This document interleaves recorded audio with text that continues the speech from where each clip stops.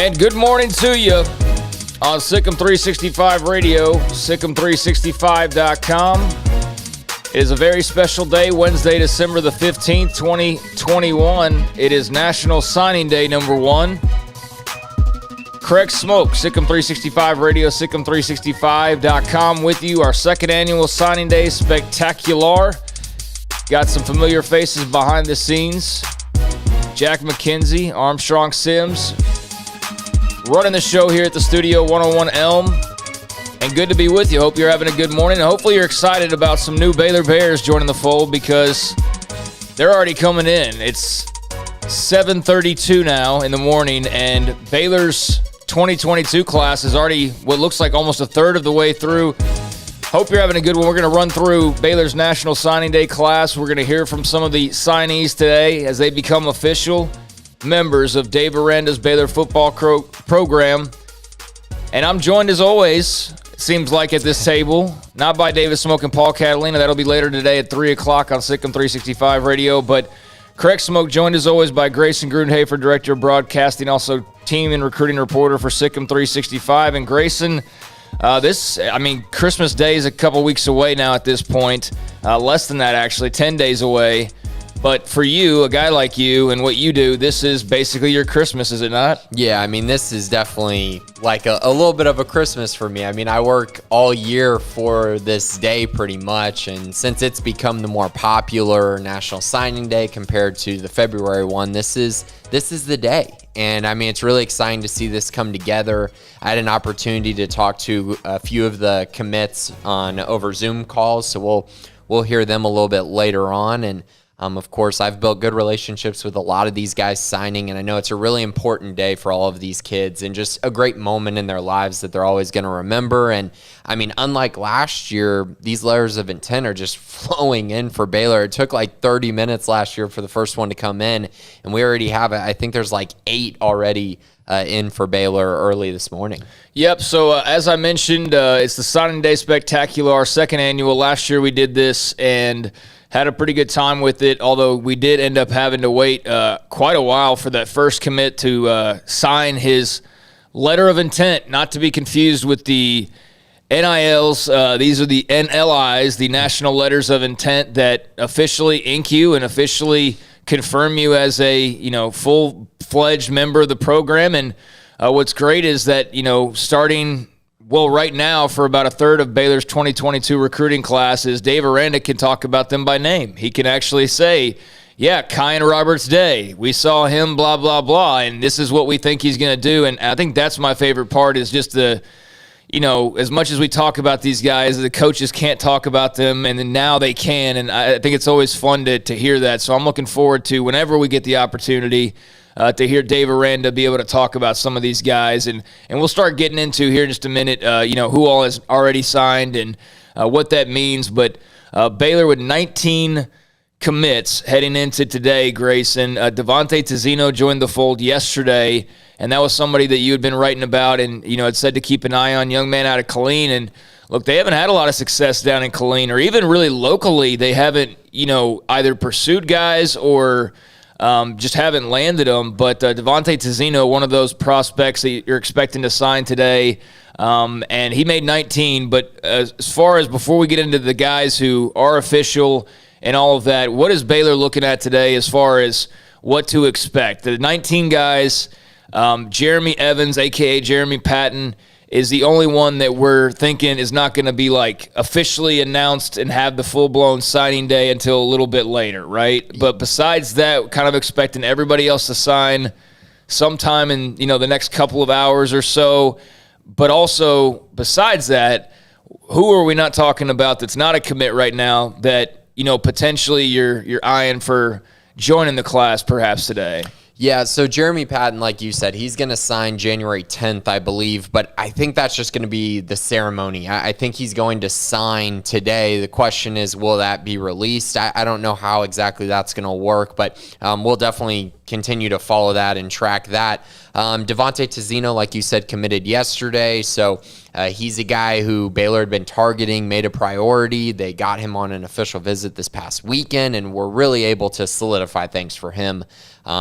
he told me going into the official visit, he had already let the coaching staff know. So, I mean, it was kind of a foregone conclusion that he was going to end up being a Bear. The other guys out there that we're kind of looking at and trying to figure out, where are these guys going to end up? So, Kamari Terrell, the cornerback prospect out, Colleen Shoemaker.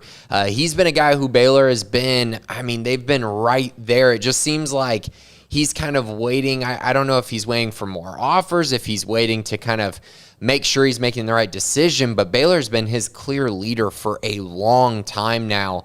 And so now it's just about, will he make it official? And there's been a lot of rumors that he's not going to sign today, that he's going to, wait until February, that he's going to try to take other visits to, maybe LSU or Florida.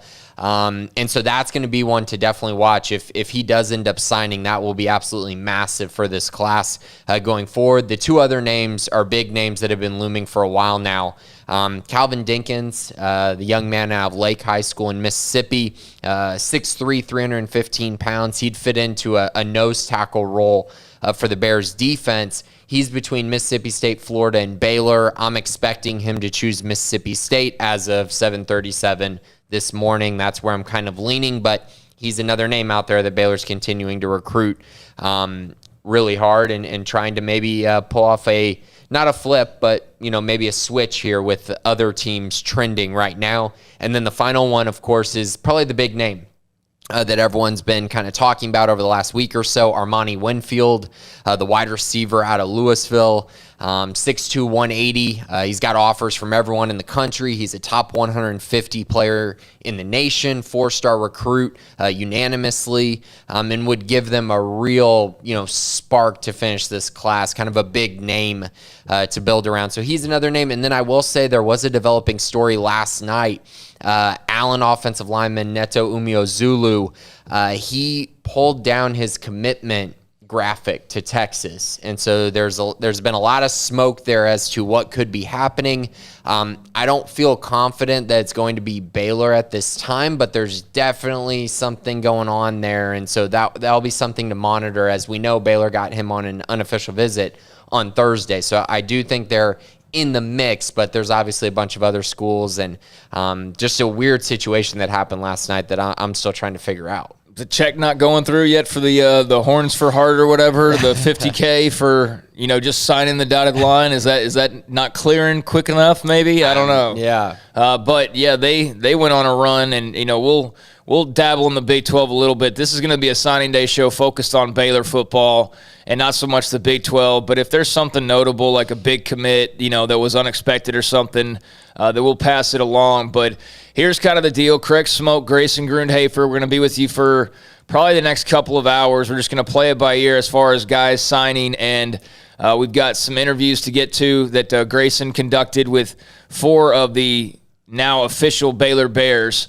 But we're going to talk about all the prospects. I can say that, based on the way these signees are coming in right now, there's already like 10 guys out of the 19, so we might be done in an hour. We might just blast out interviews and be done because these guys might all be signed, which, we don't want to go that quickly, Grayson, but that would be kind of nice to just get it done, get it over with, and get them signed, sealed, delivered, because that's what today's all about. It's not about re-recruiting them or convincing them at this point. It's about just making it official, getting them, locked away, and, being able to introduce them. Like I said, with Dave Aranda, whenever the time comes, being able to actually talk about these guys and how they fit, why they fit, and all those different types of things. So 19 guys expected to sign or, become official, and a good number have already made it official here in just the first 30 minutes or so, as the Baylor Twitter account and really the entire country of college football is very, very active. And here's where we are with Baylor football right now as they get ready to sign their 2022 class. As our own David Smoak reported for, the last week at the very least, if not a little bit longer, there were a lot of college football jobs opening up, Grayson. This is the craziest coaching carousel ever. And Dave Aranda is a hot commodity because he went from 2-7 in his debut year that was COVID-riddled and bad fit coaching staff-wise in some cases, just not gelling really with the players as well as he probably could have, should have, but also that had to do with the circumstances as well. It was just kind of a mess. It was a bunch of it's like a bunch of pieces from different puzzle boxes that were thrown into one puzzle box, and they're like, no, this is right. And then he tried to figure it out, and he's just like, no, this doesn't fit. So had to go and find the right pieces.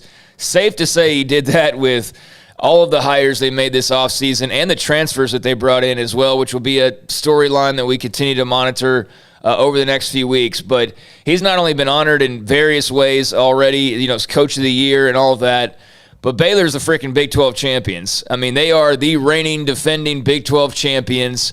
So they're a team that's pretty hot right now. Just kind of in terms of the way Baylor's being talked about versus this time a year ago when we were doing this show, how much of a difference do you notice, if at all, when discussing the program with prospects who are in the mix for Baylor? Yeah, I think everyone saw the vision, right? You that's what you were kind of buying into with Dave Aranda, was this vision that he was talking about and kind of where this program was heading.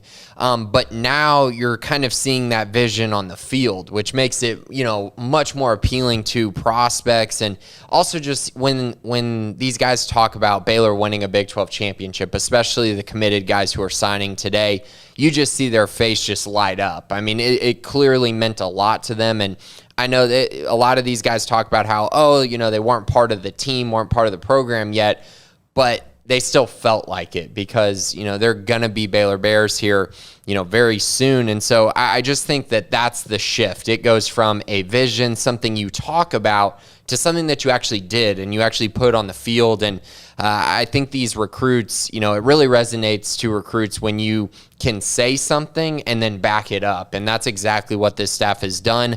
I'll also say, I think for a lot of these prospects, the wins matter, but this coaching staff and the relationships they've built matter even more. And I think that's what's been most, just cool to see, is every recruit you talk to talks about person over player. And they talk about every single coach on the coaching staff really being aligned in those values. They all talk about person over player. It's not just Dave Aranda. And I think that's really, really something special that this class has. And I think future classes are going to have, as if you look at kind of what they've built in this class, especially along the offensive line and defensive line, I mean, this is a class that you're building a foundation around, and a class that you're going to try to go forward and win multiple Big 12 championships with. And I definitely see that kind of, capability in this class. Well, as I mentioned, and I didn't follow through with, David Smoak had been mentioning for the last week or so, and Mac Rhodes on the show yesterday talked about it. They have agreed to, in principle, everything to do with an enhancement of Dave Aranda's contract. He's going to be at Baylor for the foreseeable future. I'd mentioned the crazy coaching carousel, and I swear if you were going by, Twitter folks and just forget who they're aligned with or whatever, if everybody had a source and you believe their sources, Dave Aranda was going to be the head coach most recently at Oregon. UCLA, because, Oregon was going to lose their coach. They were going to take Chip Kelly, and then UCLA was going to take Dave Aranda. So there was, and help me out here if I'm forgetting any. Oregon, UCLA, USC, LSU, Oklahoma, Washington.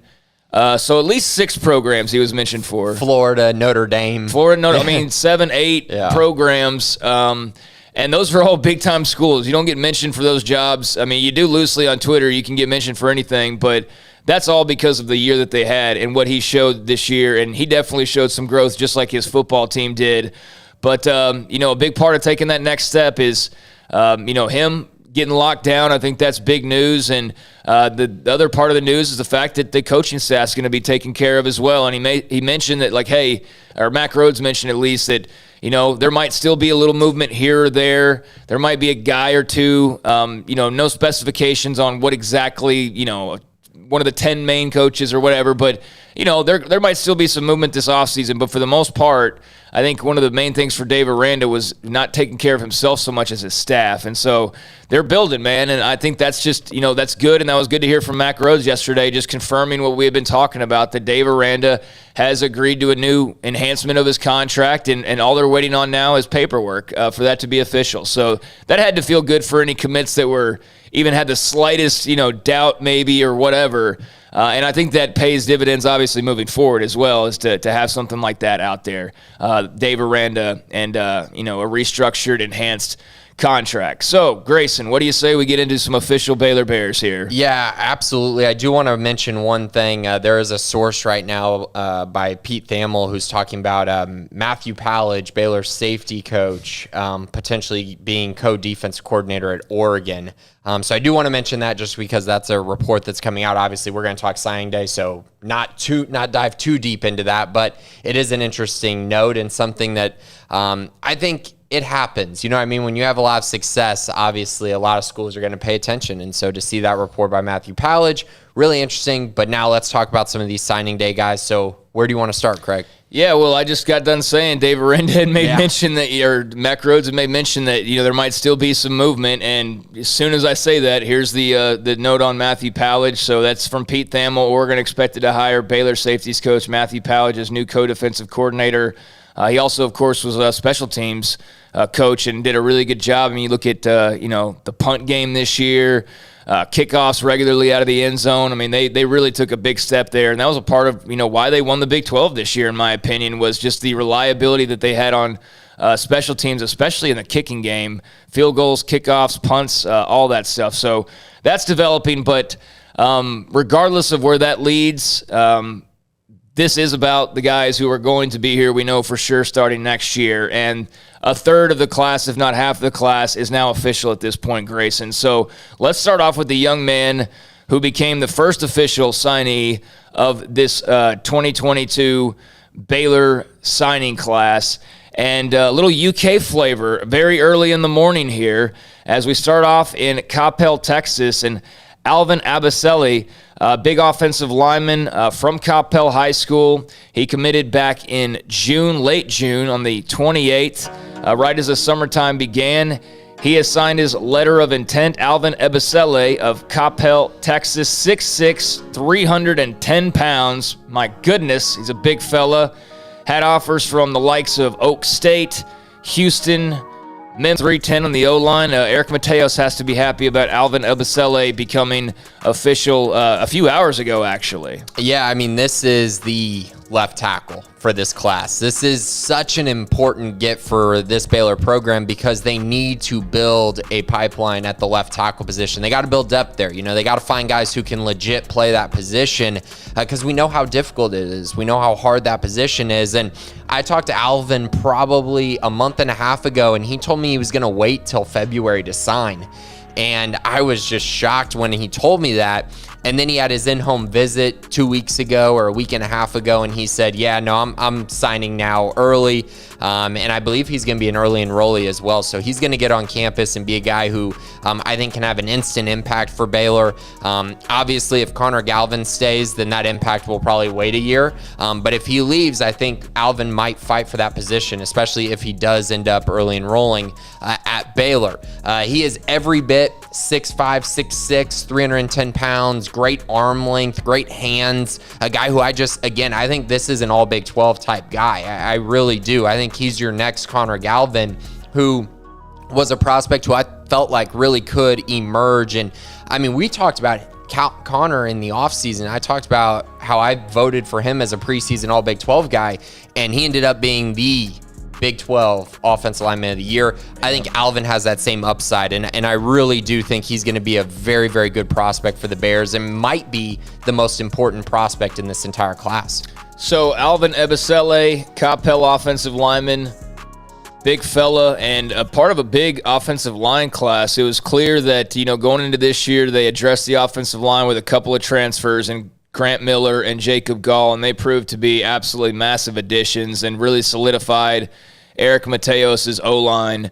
But you do have the fact that Jacob Gall could be gone and Connor Galvin could be gone, and there's others on the O-line that could be gone as well. So they obviously went big with O-line this year to try to restock the cabinet, right? I mean, 5 O-linemen in this class, definitely trying to restock the cupboard there. And Alvin Abicelli, a big part of that, as you mentioned, at potentially the left tackle spot. Yes, 6 offensive linemen. 6 offensive, excuse me. Sorry, I'm shortchanging them. And with Neto still potentially out there, I mean, they have loaded up on the offensive line, and Eric Mateos has his guys for the future. I mean, this is a heck of a class. We're going to talk about a lot of these guys. I have Alvin as the top offensive lineman in this class. I have him inside the top 4 prospects in this class, period, for Baylor.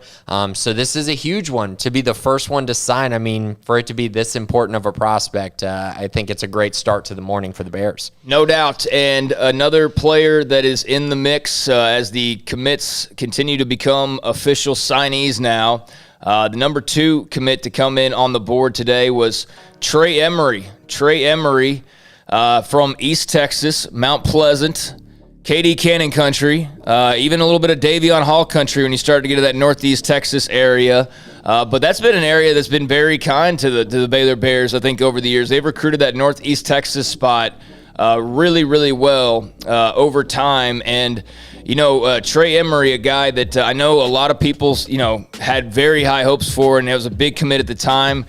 Grayson, we got him listed as a D tackle on the site, and I know that can kind of be something that's flexible. So Trey Emery, Mount Pleasant, defensive lineman, number 2 signee we're talking about today. Your thoughts on the big man out of East Texas? Yeah, think Gabe Hall role. When you're thinking about how he's going to fit in at Baylor, I think he'll probably play that role. I think he could actually play nose tackle as well if he puts on enough weight, but he is just a force. I mean, you look at his film this year, he just moves people so well, and in this defensive scheme, you have to be able to move people and take up blocks, and that's what he does really well, while also making some plays. He gets in the backfield, gets some sacks, and really can be a tough guy to stop from getting into the backfield. He's got a great offer list: TCU, Auburn, Arkansas, Washington State, Virginia Tech. So good offer list. I have him as a 4-star prospect. He's right at that 90. He's right on the borderline there, but a very good player and one who's actually been very much a vocal leader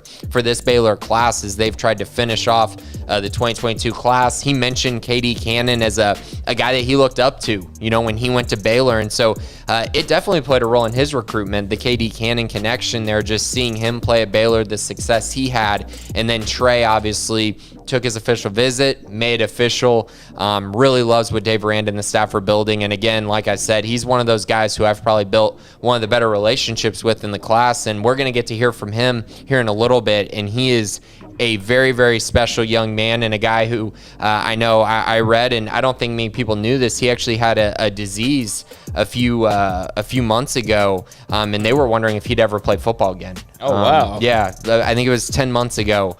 And so, yeah, for him to be back on the field and playing to the level that he has and getting back in the shape that he needs to be, really, really cool stuff from Trey. Yeah, no doubt. So Trey Emery, number 2 signee today, making it official for Baylor football out of Mount Pleasant High School. And the D-line was kind to Baylor. Another one of their impact transfers was Siaki Apu Ika, of course, and he played a huge role there at the nose tackle spot. But they do need some reinforcements. And, man, that D-line group, they really made a huge jump. Dennis Johnson deserves a ton of credit, as does, just the whole defensive staff. But that was a question mark, and so was O-line. And we're starting off talking O-line and D-line. It's kind of fitting, was unplanned that way. But for being the 2 biggest question marks going into this season, they're 2 of the biggest reasons why Baylor's Big 12 champions right now, was because of the strides they made along the way. I mean, the O-line started off pretty solid, actually, to begin with, and, had to work some things out, but eventually kind of just became very cohesive. The D-line early on really had to kind of find themselves a little bit, get healthy, that kind of thing. But by the end of the year, I mean, you had some dudes you're just like, wow, like, where did they come from? Guys that maybe you didn't expect to have big years, and kind of quietly, like a Cole Maxwell, or Braden Utley. Utley, Garmin Randolph, linebacker, but, has the ability, I guess, to play D-line as well as started off there. But, I mean, yeah, just the defense as a whole really grew as the year went on, but especially up front,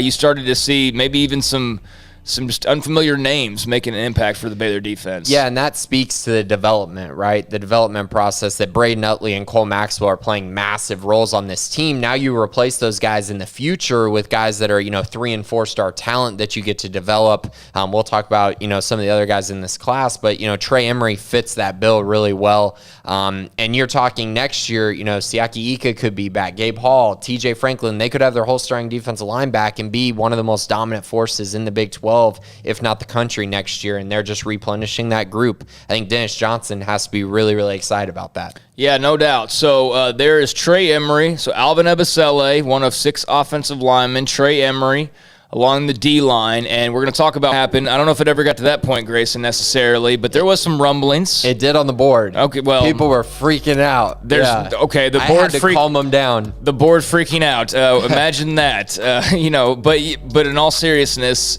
there was some rumblings about that. But both guys that we're going to talk about are officially Baylor Bears now at this point. So Grayson has some interviews, and one of those is Trey Emery.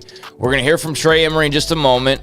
But first, I want to talk about one more player, and then we'll go into Trey, and then we'll come back, and we'll get right back into the signees, roll through some more, get into another interview. That's just kind of what we're going to do. They're coming in fast and furious, which is good news. Looks like all 19 are going to be locked away here in a half hour. Probably not that quickly, but they're on a good pace right now. So we've talked about 2. Let's talk about one more, and then we'll hear from Trey Emery. And this was one of those guys that – Joey McGuire, Texas Tech. But I know this is a big one because a lot of people love this young man's game. Kyler Jordan, officially a Baylor Bear linebacker out of Lubbock, Texas, Cooper High School. They produce a lot of talented players, Lubbock Cooper High School. 6'2", got him at 237 on SicEm365.com. Offers from the likes of the Cincinnati Bearcats. They know talent. And they know some defense. Arizona as well out of the Pac-12. And there were some others, including Navy. You get a Navy offer, you got to have a little something special about you. Kyler Jordan, linebacker. Baylor also knows a thing or two about that. He is now officially a Baylor Bear. Your thoughts on Kyler Jordan? Yeah, so he's probably one of the most talked about recruits for a ton of reasons. So first of all, the guy is just a perfect culture fit for Baylor. This is one of the best human beings I've gotten to talk to in a long time in the recruiting process. Just a great person. And then you turn on his tape, and the guy's just making plays everywhere. He was the co-MVP for his district this year. He led Lubbock Cooper to a great season. They had a deep playoff run. He just makes plays. And I think at Baylor, the issue that everyone has is his athletic testing is not great. His size is not great. So you start wondering, what position is he going to play at Baylor? And I think there's 2 routes. I think he's either going to play that Mike linebacker, that middle linebacker role, what Dylan Doyle plays currently, or the fullback position, which is also what Dylan Doyle plays for Baylor as well. But it'll be interesting to see how he develops. But I will say, I think he is just a great football player. The instincts, the makeup, the build, just kind of what he brings to the program. He is a football player. And those are the kind of guys you want and need on your roster. And so I'm definitely not going to bet against him. I think he'll find a role on this team, and I think he'll be highly successful and efficient in that role. A solid offer list, a lot of teams that believed in him, and for good reason. And I think he's just a great fit for what Dave Aranda is building here at Baylor. And he was another very vocal leader for this class. And everyone got worried about Texas Tech coming in, the great relationship with Joey McGuire, and being from Lubbock.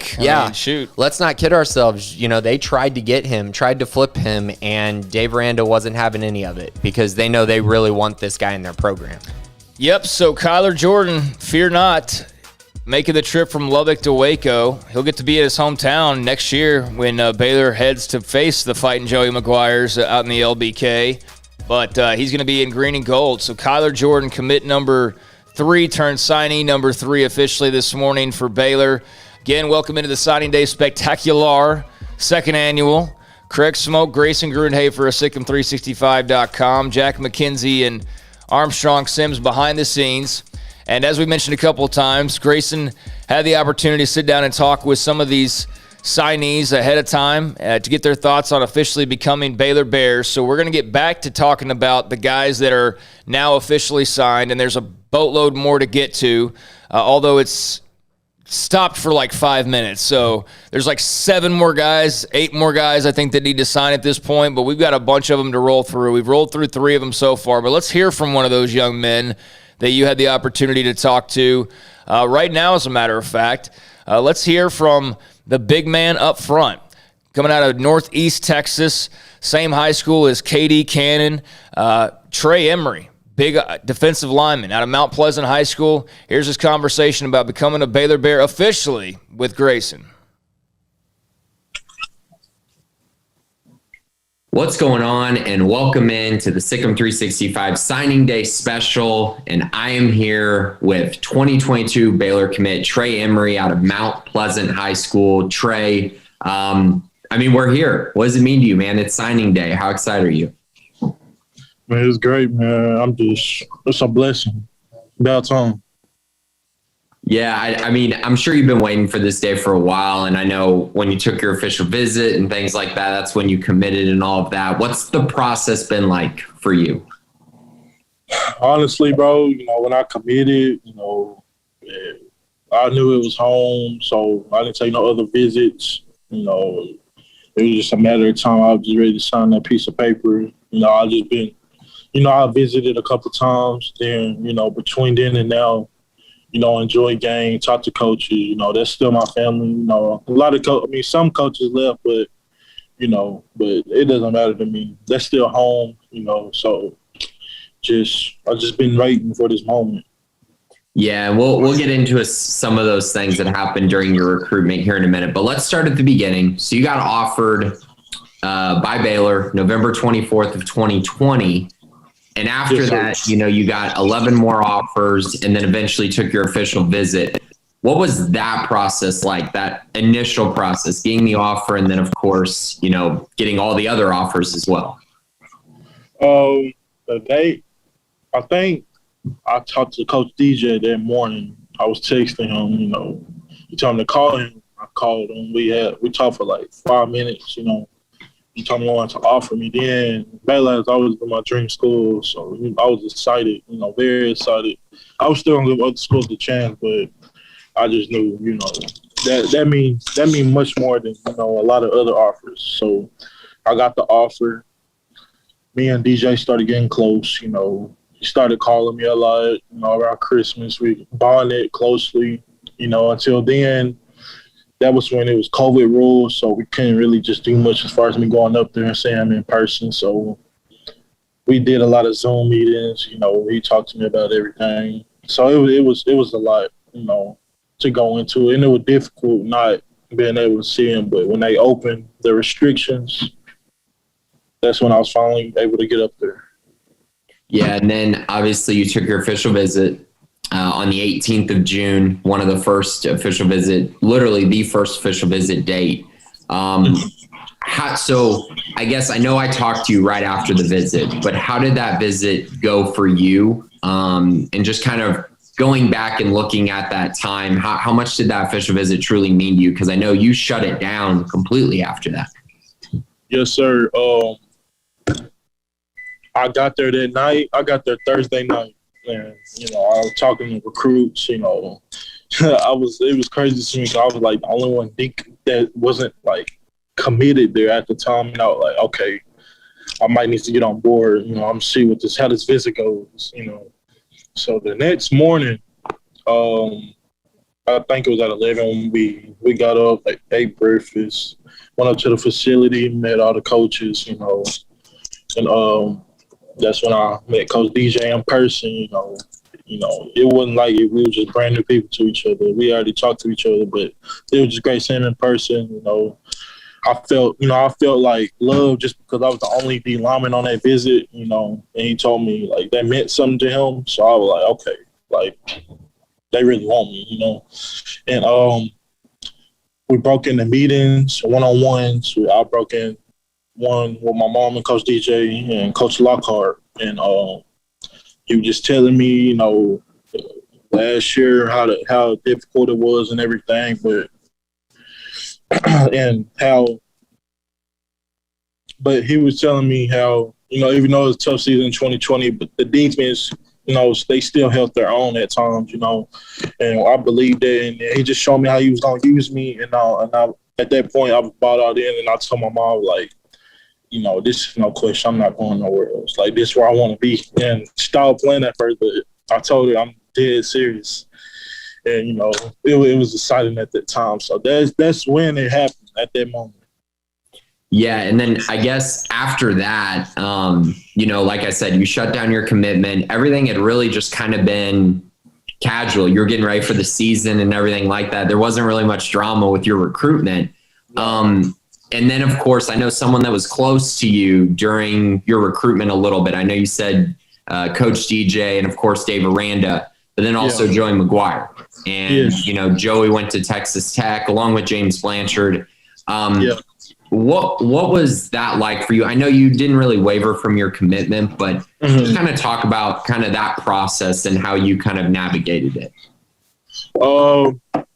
Actually, I have been hearing, I think it was in fifth game of the season or the fourth that I was hearing his name a lot in coaching situations. But I really wasn't thinking much of him. Like, he's not going nowhere, But, when I talked to some of my coaches, they was telling me it's a business at the end of the day. And he deserves a head coaching job and stuff like that. But they hope he don't go, but he got to do what he got to do at times for his family. So I think I got the news the next morning by Coach Aranda. He told me he got the head coaching job at Texas Tech. And I was like, wow, that's crazy. Like, he literally called me every day in my recruiting, and now he's not going to be there. And I wouldn't say it pushed me away from my commitment, but it kind of opened my eyes, just to be on the lookout for, any, I really couldn't care. I would care, but it wouldn't affect my recruitment if people other than DJ and Aranda left, if that makes sense. So I was like, I hope Aranda don't leave because I was hearing his name a lot. So at that point, I just kept my eyes open on the swivel, but it wasn't too much concern. Yeah, and then I'm sure that was tough because he was a big part of your recruitment. But then moving forward to now, we talked, I guess, what was it, a week ago after Baylor won the Big 12 championship. Yes, sir. And you told me how excited you were for that. You were running around the house and things like that. How special was that for you? I know you're not on the team, but just special to see, this Baylor team kind of come together and do something like that. Man, it was very special, and I wasn't even playing. That's crazy. It's just the fact, that I knew in June when I committed, I talked to the coaches.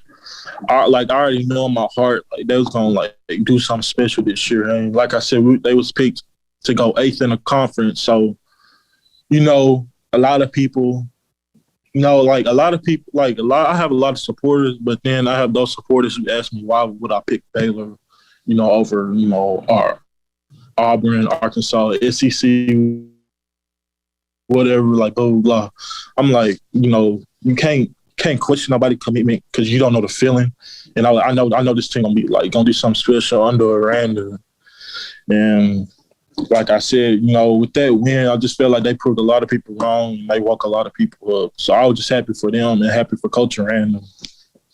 Yeah, and I got to bring up the key part of the game. They got a goal line stand. And, man, for a defensive player, how fired up was that to see, the defense is on the field, this is it, go win the game? Yeah, man, it was that was crazy. That was very crazy. It's people that don't play football don't know how hard it is to get 4 stops in a row at the goal line. That just showed me how disciplined they were and, how much work they put in to do something like that. Because you can't just do something like that overnight. You got to put time in, So it was, me being a football player, I just know how difficult that was and how they was able to do that in that last play. Oh, my God, bro. I was on my toes. I was like, bro, please don't get the edge. At first, I was like, oh, my God, he got it. Then I just seen McVay come out of nowhere and just stop him short. And I'm like, what just happened, So, man, it was crazy. It was very crazy, but I was really happy. Yeah, what do you think it kind of speaks to as far as the culture that Dave Aranda's built for them to kind of, and they did it multiple times. Oklahoma State hit 3 23-yard field goals. They were just really good in the red zone. What does that tell you about Aranda and, yeah, of course, DJ as well? It just tells me the experience and the knowledge they have. And Aranda, I just know he has those guys disciplined, and I talk to him. Like when I talked to him, I think it was day before yesterday when he came to my school. He was like, he appreciates the kids, even more just because they bought in the way he was doing. Even though the things he had them do wasn't the things they were used to the years before, they still bought in. So, he was like, they wasn't hard to coach, and he appreciates that. But it just tells me the knowledge Aranda has and, the greatness he's bringing to that program. And I hope he don't leave. So I know your relationship keeps building with these guys, and you recently, had the visit. They came by your school and got to spend the day with you for a little bit. Yes, sir. What did you get to do? What did you get to show them? What did they talk to you about? And kind of what was the message of that visit? I got him from the front of the school. I think we went to my mom works there, so we went to her room. We talked to her a little bit, and we were just talking about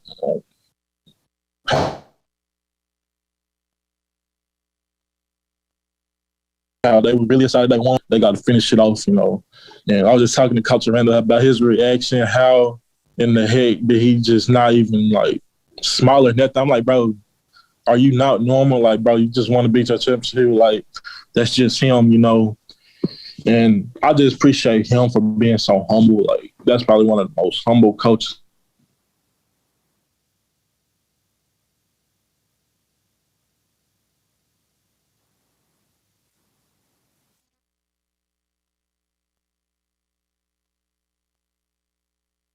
I've been around. But talking to me how they got the guys were there, and Miranda, he had to leave shortly. He had to go to the airport to go somewhere else. So I had wrapped it up with him. He came back and sat with me in my culinary class and watching me cook a little bit. And but yeah, it was pretty cool. He talked to my teachers. Then he went to another class with me. Then at lunch, we went back to my mom's room and wrapped it up before he left. But it was a great overall in-school visit. That's awesome, man. So, I mean, it's signing day. This is it. So, for Baylor fans, what would you want to tell them? Kind of what's Trey Emery bringing to the Baylor program, and what's your expectation when you're at Baylor? They're gonna get a hard worker. They're gonna get somebody humble. I'm just gonna come in ready to work. Keep that program up. You know what I'm saying? I'm gonna give it everything I got. That's what they can expect from me. I can't wait, to be in McClay Stadium on Saturdays.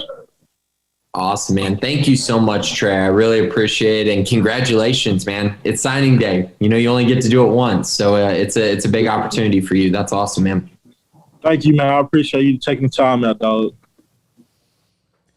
So there you go. There's Grayson with Baylor defensive line signee Trey Emery of Mount Pleasant High School. The Bears dipping into East Texas, and Trey Emery going to be a part of that unit with Dennis Johnson and a group that, as we mentioned a few minutes ago, really was a big part of the Big 12 championship run because they were one of the units you go before the season like, how are they going to work out? How are they going to stabilize? Who's going to step up? And they answered the bell. They answered the call, and they were a big part. I mean, shoot, how did they win the Big 12 championship? Goal line freaking stands. Yeah. So, that D-line, Trey Emery had to be watching that and just smiling his face off, watching that goal line stand, both of them that Baylor got in the Big 12 championship game. One, of course, holding the Oak State to a field goal, and then the all-important one to win the game, the incredible play by Jaron McVay. Yeah, and we talked about that, and Trey was just blown away by the effort that those guys showed. And as we're going to hear from a lot of these recruits, I mean, they all watched this season and just how cool it was to see it all unfold. And yeah, Trey was a great interview, and a guy who, like I've said, he's been a great culture guy for this class and a guy who's really been a vocal leader for it. So really nice to talk to him. Great kid. He's been by the studio a couple times as well. So gotten to know him pretty well throughout the process. So resetting the table here of Baylor's 19 expected signees today, and the possibility that there could be some additions, guys committing. Armani Winfield is somebody that you brought up, the big-time receiver that could potentially sign with Baylor today. He will not announce until 4 o'clock officially, so we won't be able to talk about that on this show, but we will be live on SicEm365 radio, and we'll have that when the time comes. But here's who we've talked about so far. Alvin Ebisele, big offensive lineman that started off the class early this morning. UK time is what we started off with there. Timothy Don, offensive lineman, and Kyler Jordan out of Lubbock, the linebacker. Those are the first three that were off the board, and yeah, it's time to get into some more names now, Grayson. Get back to some more official Baylor Bears as they are rolling through these signees here. And as we return to action, we're going to go to the tight end position. The tight end position, one that really took a big step forward this year. Ben Sims had a really nice year. Blocking-wise, they played obviously a huge role in the wide zone success, and just Jeff Grimes' overall scheme. Eric Mateos came in along with Grimes, and obviously they both did a tremendous job, along with Chancey Stuckey and Juice and everybody else, of course, Sean Bell. But tight end spot, that was something that was a focus of this class. And they went down to the beautiful Woodlands. The Woodlands, Texas, right outside of Houston, greater Houston area. Cody Mladenka out of the Woodlands High School. Signee number 4 that we're talking about, as you see there at the screen, if you're watching along with us, 6'5", 235 pounds, Grayson. And he is racing down the field on the highlights we're watching here. I'd like to see a play like that at McLean Stadium. Cody Mladenka, tell us about him. Yeah, I think if you're going to look at the BYU tight ends and kind of see what they did, over Jeff Grimes' time at BYU, when you talk about Isaac Rex, Matt Bushman, those two guys, Cody Mladenka reminds me a lot of those guys because of his ability to do it in both the receiving game and in the blocking game. But I think the bigger reason I mention is because he's a big play guy. You see him stretch the field a little bit from the tight end position, which is something that Ben Sims was able to do this season. And most times when you see tight ends play, it's a lot of short completion, short chain moving completions. But when you really become an elite tight end, those Travis Kelce's, those Mark Andrews, those guys who really, seem to have a great impact throughout their career, they make big plays down the field and they create yards after the catch. And Cody does that a lot in his film. I do think there are some issues as far as, not issues, but things he's going to have to work on as far as blocking even more, getting more consistent there. I think his hands are going to have to continue to improve. But when you watch his film, you see the flashes of, oh man, this guy could be the best tight end on the roster in a couple years. And I really do believe that. They have a great class full of very good tight ends with Kyan Roberts-Day and Kelsey Johnson. And Cody could end up being the best. It would not surprise me at all. Just a very, very good football player who's going to be asked to do it all in the Baylor offense. Yep, so 3 tight ends in this class. Potentially, Kyan Roberts-Day is going to play offense, and, he's somebody that's so versatile, you just kind of wonder where eventually he falls into, but he will get that shot. So, yeah, 3 tight ends, Cody Mladenka, one of those 3, and I can go ahead and tell you all 3 are signed now. So that's great news, and we'll get to the other 2 as we move along here. But there is signee number 4, Cody Mladenka, tight end out of the Woodlands High School. And now we move on along, and this is a name that's familiar. It's not the USC Heisman winner, but same name, and coming out of Frisco, Texas. Baylor had a very experienced secondary this year with Raleigh Tejada and JT Woods and Christian Morgan and Kalen Barnes, and obviously saw guys like Al Walcott emerge, and he became starter by the end of the year. But they need to reload in the backfield, and kind of, quite frankly, they went in a little light almost in some ways this year, not at corner but at safety. So reloading the secondary. This is at cornerback, Reggie Bush II out of Frisco, Texas, Independence High School.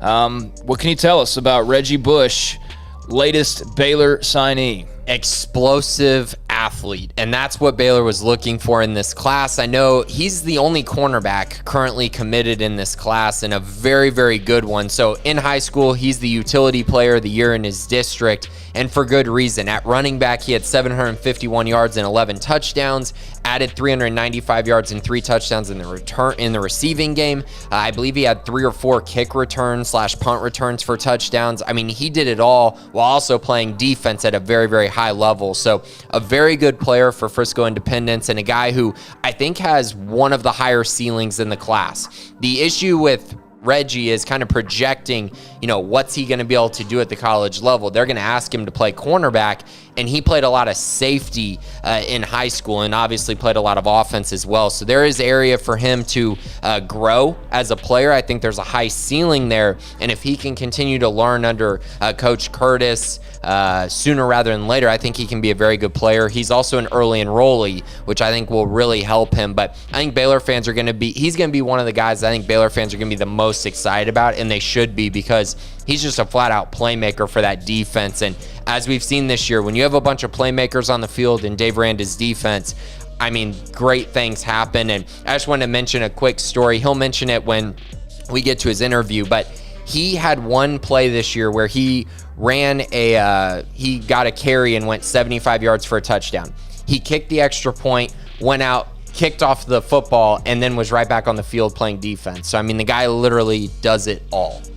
So Reggie Bush, Frisco Independence High School, now a member of the Baylor football program officially. That is, excuse me, I'm going to have to stop saying commit. Signee number 5 officially for the Bears. We're going to look at a couple more players that are official now, and then we're going to hear from Reggie Bush and his conversation with Grayson. And I'm just kind of monitoring as we're going along here, not only who's becoming official for Baylor, but just some of the storylines that are going on. Saw Texas flip to Xavion Bryce. OU and Texas kind of going back and forth the last 24 hours as far as like trying to flip guys and whatnot. Also, Cade Klubnik, big-time quarterback out of the Austin area, Westlake High School, official to Clemson. That's a done deal now. Got his own very special, all these guys are getting their own personalized tweets, but I just saw that come across. Just notable, one of the stars in Texas high school football this year, obviously a very highly talked about to win another state championship. Yeah, Westlake's a buzzsaw. Yeah, they're freaking ridiculously good. And they're probably going to win a state title. He'll probably be the starter at Clemson next year with the way their offense played. And he was a big Baylor target at one time as well. And now, obviously, we're sitting here on signing day, and Baylor does not look like they're taking a quarterback in the 2022 class. Yeah, that is something that is notable. I mean, you've got Gary Bohannon's back for another year. Obviously, Blake Shapen's still got a number of years left. And that actually is going to be interesting to see with the bowl game coming up. And when we talk to Dave Aranda again, like, what are the plans at quarterback? Where's Gary health-wise? Where's Blake health-wise? Are both of them available? Like, we need to figure that out first. Is Kyan starting? No. Yeah, I mean, look, if all he has to do is come in and hand it off, he's shown that he can do that. He did that when he needed to.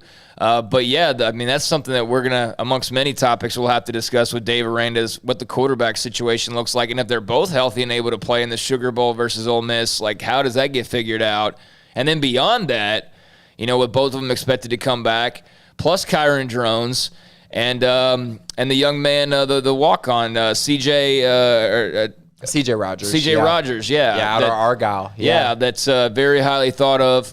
And so, there's no quarterback in this class. And, maybe that's something that for some reason they look at the transfer portal later if they had to.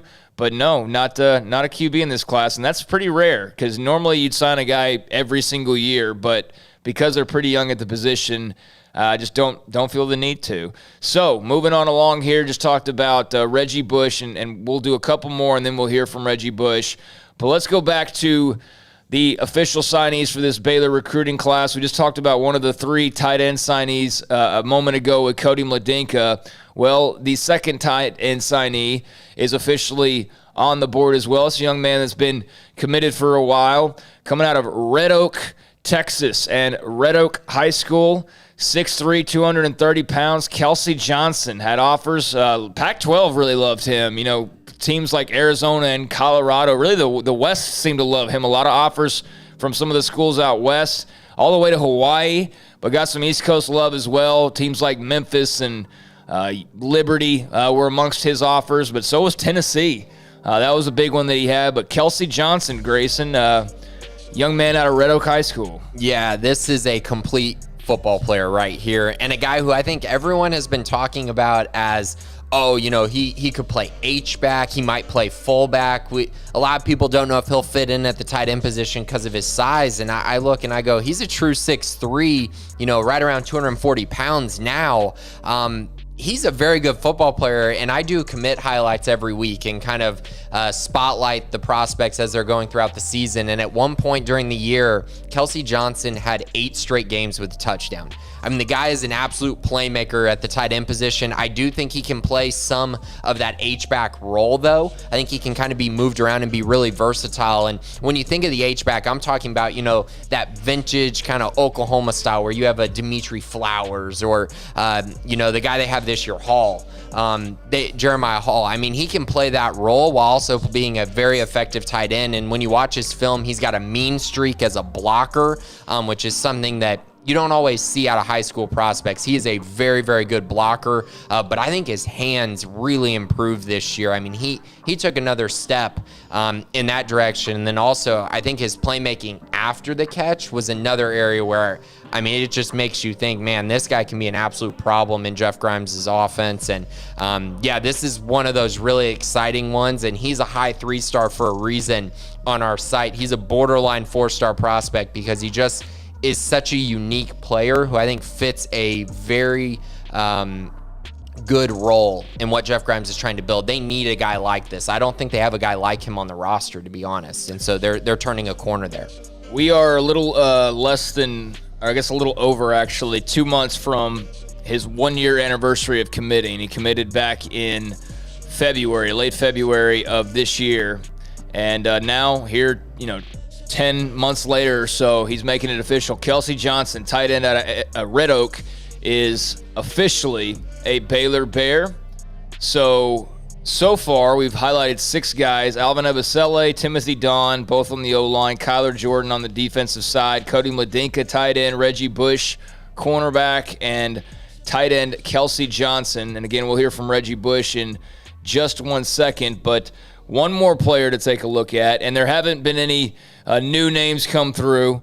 Kind of at like a standstill as far as the names go, with, let's see here, 7 remaining, 7 unofficially signed, or I guess unofficially signed. That wouldn't make any sense now, would it? 7 that are not officially signed as of right now, but that are all expected to sign. And so we'll see how that comes rolling through. But before we get to the Reggie Bush interview, taking a look at another player who is now official, and this one is one of the O-line hauls, as Baylor went big on the O-line, no pun intended, but they did. They went big as far as size. They went big as far as numbers as well, and they went to Bowie, Texas for another one of their big O-linemen, as Eric Mateos and Jeff Grimes look to revamp and, basically bring a youth movement to a pretty veteran-laden group. Colton Price, 6'4", 275 pounds, out of Bowie High School, and he just killed a man on the film we just saw there. But Colton Price, I like that first highlight. If he can do that in the Big 12, then he's going to be the number 1 overall pick in the draft. He just killed another man on television. This is not fair. Yeah, I mean, this is, when you watch him play, he kind of... It's interesting to try to figure out where he's going to fit in because he played offense and defense at Bowie and really is just a guy with a mean streak. He's not the tallest, not the biggest guy. He's probably going to measure right around 6'2" when he gets to Baylor, maybe 280. But he's a guy who I think fits what Eric Mateos is trying to do on the offensive line. And when you look at, a guy like Jacob Gall, who's really only, 6'1", 6'2", but the kind of success he had being so mobile and being so efficient with his blocks while having a mean streak is required in this offense. So I do think Colton fits a role. I think he could be a center. There's a chance he's a guard. There's a chance there, but I do think he fits what they're trying to do at center much better, especially after seeing what Jacob Gall was able to do for them. And again, I mean, a mean streak, a guy who Baylor found really, really early and just solidified things with him really quickly. Got to meet him a couple times in the studio. Great kid, which is something you're going to continue to hear out of this class. A bunch of great kids, great people. And he's a guy who I really think could end up being a very good player. But I do think it will take some time, for him to develop into the player I think he'll ultimately be. Yeah, he was the third commit overall in this class, and I guess if they had some decommitments along the way, which I don't even remember now at this point, but I mean, as far as on paper and the guys that are signing today, he was the third commit of those guys signing today, following two players that we'll talk about a little bit later. But what's interesting about that was I forget now because it's been a year and it's been just a lot to process. So I don't remember all the exact details of this class, but now I do, looking back on it, that 3 of their first 5 commits were tight ends. They went tight end, and then 5 of their first 6 commits were offensive linemen or tight ends. And the only defensive player is one we'll talk about in Carmelo Jones. But yeah, that was clearly the success that they had early on was up front and at the O-line and tight end spots. Well, I don't even think they knew Kyan Roberts-Day was going to be a tight end because he committed back in May of 2020. He was the first commit a long time ago, and we're going to talk about him here in a little bit. But a guy who has been talked about a ton. He's my highest rated guy in the class. So, he fits that mold. But yeah, 3 of the top 5. And I mean, they were clearly trying to fill a position of need, and they already have a commit in the 2023 class, Hawkins Pauley, at the tight end position as well. So a clear priority for this staff and Jeff Grimes' offense. Yeah, no doubt. They've already now over the last couple of weeks gotten that 2023 class going and that 2024 class even, and obviously a long way to go. But if they've got the commitment level of a Kyan Roberts-Day, then we'll be talking about those guys in a year and a half as having, waited it out and, been patient and ended up signing, because that is a guy in Kyan Roberts-Day who was definitely in it for the long haul. But we'll get more into him a little bit later on because he's a little bit further down the list, although he is official now. So Alvin Ebisele, Timothy Don, Kyler Jordan, Cody Mladenka, Reggie Bush, Kelsey Johnson, and Colton Price. Those are the players that so far we have highlighted. That's about half the guys now that have signed. Another 5 that we're going to get to. But first, we do have another interview from Grayson, as he did a great job. We just heard from who was it we just heard Trey from? Emery. Trey Emery, a young man out of Mount Pleasant. We heard from him already. But now let's get into another interview, and let's go back to kind of who we started this segment with, going into the secondary. Cornerback, not a spot they loaded up on like they did at O-line and tight end, but obviously somebody you were very high on in Reggie Bush. Yeah, really, really excited. Reggie Bush, they had to address the cornerback position, and right now, the only other guy on the board is Kamari Terrell, who they're trying to recruit, and I think, cornerback could also be a position that they address in the transfer portal. I think it would make a lot of sense if they did, but getting a guy like Reggie Bush who's going to enroll early and is going to be a guy who I think brings just another level of athleticism to that cornerback position. I think he's going to be a very high-end playmaker, and yeah, great interview, great to talk to him, and I think y'all are going to enjoy hearing from a really, really good kid. So let's hear from him, new Baylor cornerback signee, Reggie Bush II. What's going on? Welcome in to the SicEm365 Signing Day Show. I am here with Reggie Bush II out of Frisco Independence High School. Reggie, congratulations, man. It's signing day. How excited are you? I'm pretty excited. I just can't wait to get up there. Yeah. So what do you have planned for it? Well, I'm graduating early, so I'll be there in January. Mm-hmm. What about your signing day ceremony? Do you have something going on at your school? Yeah, I'm signing at 9:00. So I'll have a bunch of friends and family. Okay. Very cool. Very cool. So I kind of want to go from the very beginning of your recruitment, and we'll go through kind of the season and things like that, just to get everyone caught up on kind of what's going on with Reggie Bush and kind of how the year's gone for you. But first I want to start with the moment you got your offer. So you camped July 31st at Baylor. Tell me about that experience, then obviously the offer, and then your commitment right after that. Well, I thought it was awesome because I went to the dinner with the team. I got to meet all the coaches and Coach Arando, and he pulled me aside into the room, and he was just talking with me one-on-one. He offered me then. I was pretty excited. Yeah. How cool was that to get the offer from the head coach? Like, that doesn't always happen, you know? I thought it was awesome. I was just stoked. Yeah, I get you with that. I get you. So you camped and then you immediately committed. What made you just feel like Baylor was home immediately? I mean, I've always liked Baylor. I always thought it's a great school academically, and it's in the Big 12. It's always been one of my dream schools. So it was awesome. Great, man. So talking about your high school year a little bit, you're a very interesting player because you kind of play all over the place. You do a lot of things for your high school team that you might not necessarily do in college. Talk to me about that. You play some running back, you catch the ball a lot, you play defense. What's that like? It's a lot because I'm always like, when we played the Colony this year, I had a 75-yard touchdown, and then I kicked the field goal, and then I had to do the kickoff, and then I was right back on defense. Like it's just a lot, but it was pretty fun. Yeah. What does that take mentally and physically to do that? You know, you're running down the field, running back down the field, running out on the field, taking all those hits. What's the recovery like from that? I mean, I just know that the team needs my help. So it's kind of just, I got to do what's best for the team.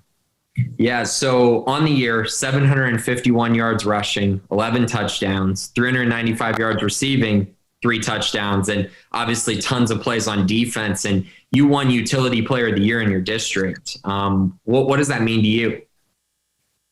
I mean, I just think it's awesome. It shows like how much hard work I put in, and it's just great. Yeah. So at Baylor, I'm pretty sure you're going to play some sort of defensive back position, right? Are you thinking cornerback, or what have they told you, I guess? Yeah, I'll be playing corner. Okay. So have you talked to Coach Curtis a lot? Has he been a part of your recruitment a little? Yeah, Coach Curtis is my recruiting coach. And yeah. How have those conversations been, just getting to know him and getting a feel for kind of what it would be like to be coached by him? It's been awesome. He's really inspirational. He's like, since I met Coach Curtis, like he's one big reason why I wanted to go to Baylor. He's just a great coach. What is it about him? Just is it the same thing across the board, like person over player type stuff? Yeah, that's how every coach is at Baylor. That's what I like about it too. But yeah, Coach Curtis, he's just like, you can tell he's a genuine person, is what I should say. Yeah. Like he wants what's best for the player. Okay. Awesome. I mean, that's fun to play for, right? A guy that actually, cares about you. Yes, sir. Okay. So I know you came to a ton of Baylor games this year, and I probably asked you a million times, hey man, you coming to the Baylor game this weekend? And almost every time the answer was yes. What, you just couldn't get enough of it? Yeah. I mean, we were undefeated every game I went to, so I just had to keep going. So why didn't, man, you need to go to TCU, man. They might've been in the college football playoff if you would have gone to that one. I wish I should have went. That's awesome. So, okay. What was your favorite game that you went to this fall? The OU game. Okay. What stood out to you about that one? I mean, it was great seeing the defense play. And after the game, after we won, again, the start of the field with everybody, it was pretty cool. Yeah. So, I mean, that was obviously a really special moment, a big time win for the program. But for all the games that you went to, I mean, you got to see firsthand what the defense looked like. What were some of your takeaways from kind of how those guys played all year? I mean, I just knew that you could like trust the defense. Because they played solid all year, and it felt good for me because I'll be playing defense when I get over there. So it was pretty good getting to see that. Yeah, and then seeing those guys go to the Big 12 championship and have that kind of success. I mean, again, the defense what they did in the conference championship game, were you just blown away by that? Yeah, it was perfect. It was awesome. Yeah, what do you notice about those corners, man? What do you notice about them that you're like, okay, I need to make sure that I'm doing similar things to them? Like Coach Curtis has told me, like they're smart. You have to know like what call to make. You have to just always stay locked in. That's one thing I noticed. Yeah, and I mean, those guys are asked to do a lot. You know, they put them in press coverage a lot. They make them make plays in the run game a lot as well. What are some of the things you're trying to do, you know, leading up to your time at Baylor, which is coming soon since you're enrolling early? What are you trying to do before then? I've been hitting the weight room. That's one thing I've been trying to focus on, get stronger before I get there so I can catch up a little bit. Mm-hmm. And I'm doing private one-on-one like training for DB work pretty much. I'm just doing anything I can catch up. Cool. So I know you kind of it's interesting because most of the class was already put together before you committed. So you committed a little bit late. So your official visit was actually this past weekend. Yeah. How was that visit? I know there weren't a ton of prospects there just because most of them took visits earlier, but talk to me about that official visit. What did you get to do? What did you get to see? It was awesome. We got to see the whole campus. We toured around, took our pictures. It was cool. We also talked to like the academics. It was pretty cool seeing that. They help us out a lot. That's one good thing about Baylor. Yeah. Is academics, is that huge to you? Is that a key thing? Yeah. Okay. I know they got the 96% graduation rate this year, which has been huge. I'm sure that's really appealing, right? Yes, sir.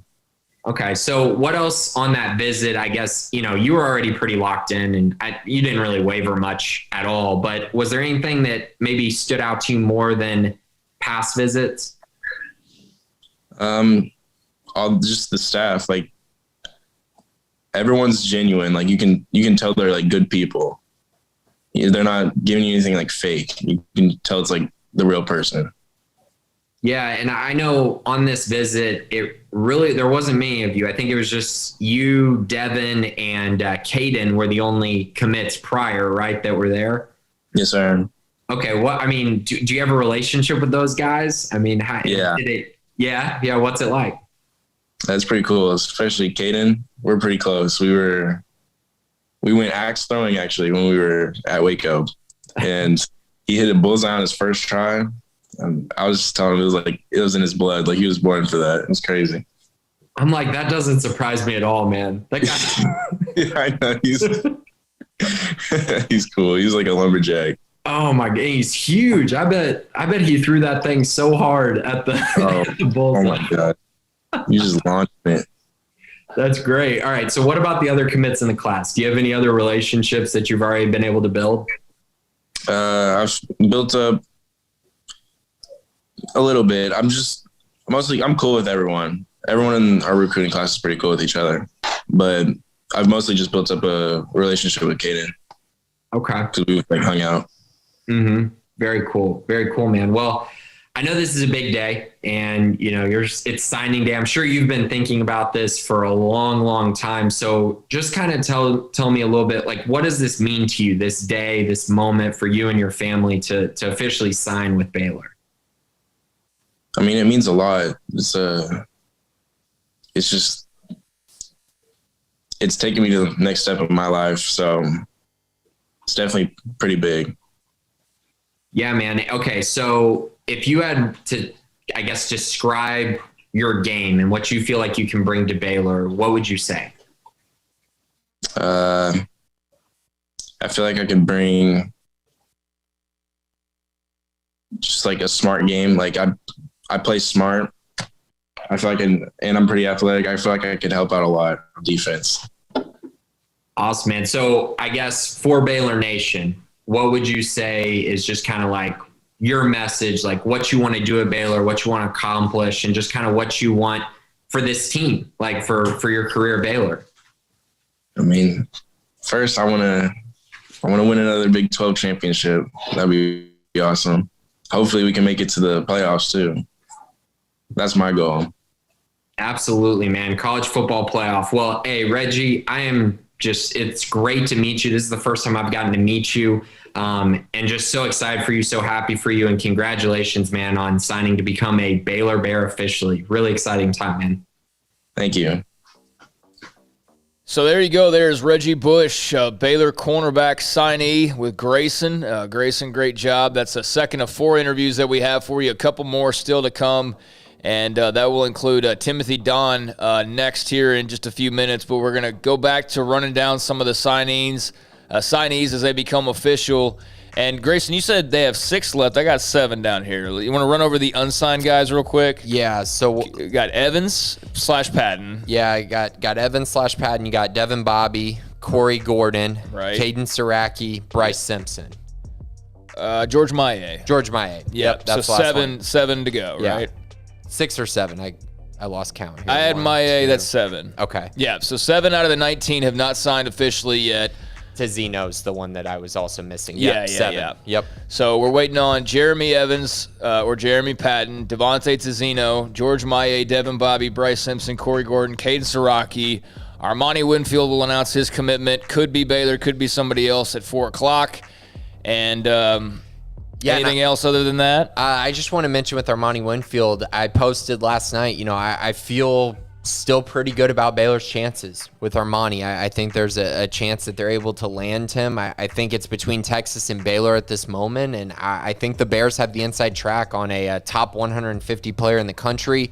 And I'll tell you what, if they're able to land Armani Winfield and Jordan Neighbors, I think you might be talking about the best wide receiver class in the state of Texas. I think those 2 guys are phenomenal. Well, one of those guys, obviously we're talking about a guy who hasn't committed, but Neighbors, he has signed. He is official. We'll get to him in just a second, but let's get back to some of these players, including a player who you're going to hear an interview from in a few minutes, but we'll start off as we go in order here and get back to the O-line. We've already talked a little bit about some O-linemen in this class, and 6 deep for Eric Mateos' group as they are, loading up there, and rightfully so. But Timothy Don, young man out of Camden, Arkansas, he committed all the way back in March. He was one of the earlier commits, went to Fairview High School, 6'4", 280 pounds. Grayson, offers from the likes of KU. So I'm going to take that. KU offer for some people is like, oh, whatever. But now Lance Leipold there, it's like, okay, that's actually the offer. You go, all right, they know how to evaluate up there in Lawrence nowadays. But Ole Miss, another offer of his, Arizona State, and a boatload of others as well. Timothy Don, what do you know? What can you tell us? Yeah, and after talking to him, I think Baylor fans will be very happy to hear this, but he said he's up to 295 pounds now, right around 6'4". I think based on film, he looks more like he's probably like 6'3" to me, but still 295 pounds, my goodness. I mean, that's already playing weight. Told me a really interesting story as well. He's actually being homeschooled for his last semester of high school so that he can focus on getting ready for coming to Baylor. Even though he's not early enrolling, he thought that would be the best route to make sure that he's ready and prepared when he gets to Baylor.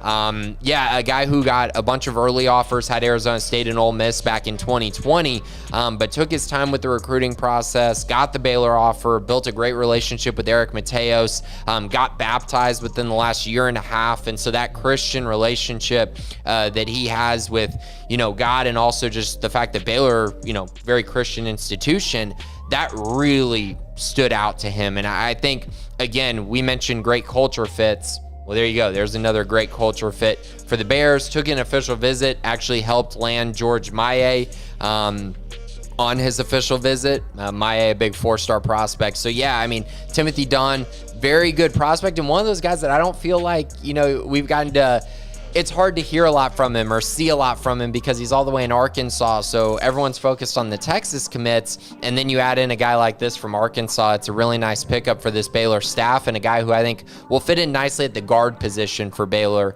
I don't think he's a tackle and I don't think he's a center, but I think he can be a very nice guard prospect. And he helped lead his team to a 10-2 season, was only one of 2 seniors along the offensive line. So was a true leader for his program there at Camden Fairview.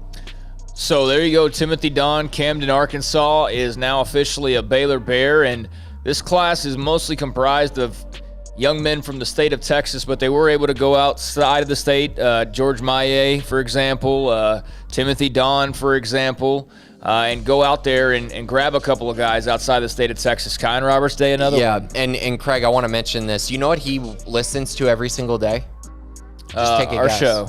Oh, really? No he kidding. Does. He listens to y'all's show. He loves listening to you guys. So he's probably listening to this, or at least will today, and he'll listen to y'all later today as well. He talks about it in the interview because he told me during the UT and OU process, he was listening every single day, and I asked him if that continued. He said every day. It's become a routine. I listen to those guys. Well, Timothy Dawn's my favorite prospect. I don't know if I mentioned that already, but he was my favorite prospect in the class. No, that's awesome to hear, and Timothy, if you are listening, congratulations, man. It's a big day.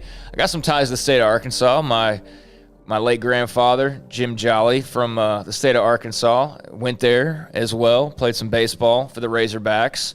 But Timothy Dawn, now official. I did see Braylon Taylor, former Baylor tight end, as you know, they've had guys transfer out and whatnot. But congratulations to him, officially signed with UL Monroe. So, wow. Yeah, Braylon Taylor, former Baylor tight end. And he dealt with concussion, so it's great to see that he's kind of gotten himself back to where he feels like he can play football again. So, that's great news. Yeah, absolutely. So I just saw that come across, and hey, best of luck to those who move on and whatnot. So, yeah, Braylon Taylor, former Bear, is going to be a Warhawk. So congratulations to him. So we'll hear from Timothy Dawn and get to learn a little bit more about him in a conversation with Grayson here in just a second. But we got a couple more players, 3 more players that we're going to take a look at here.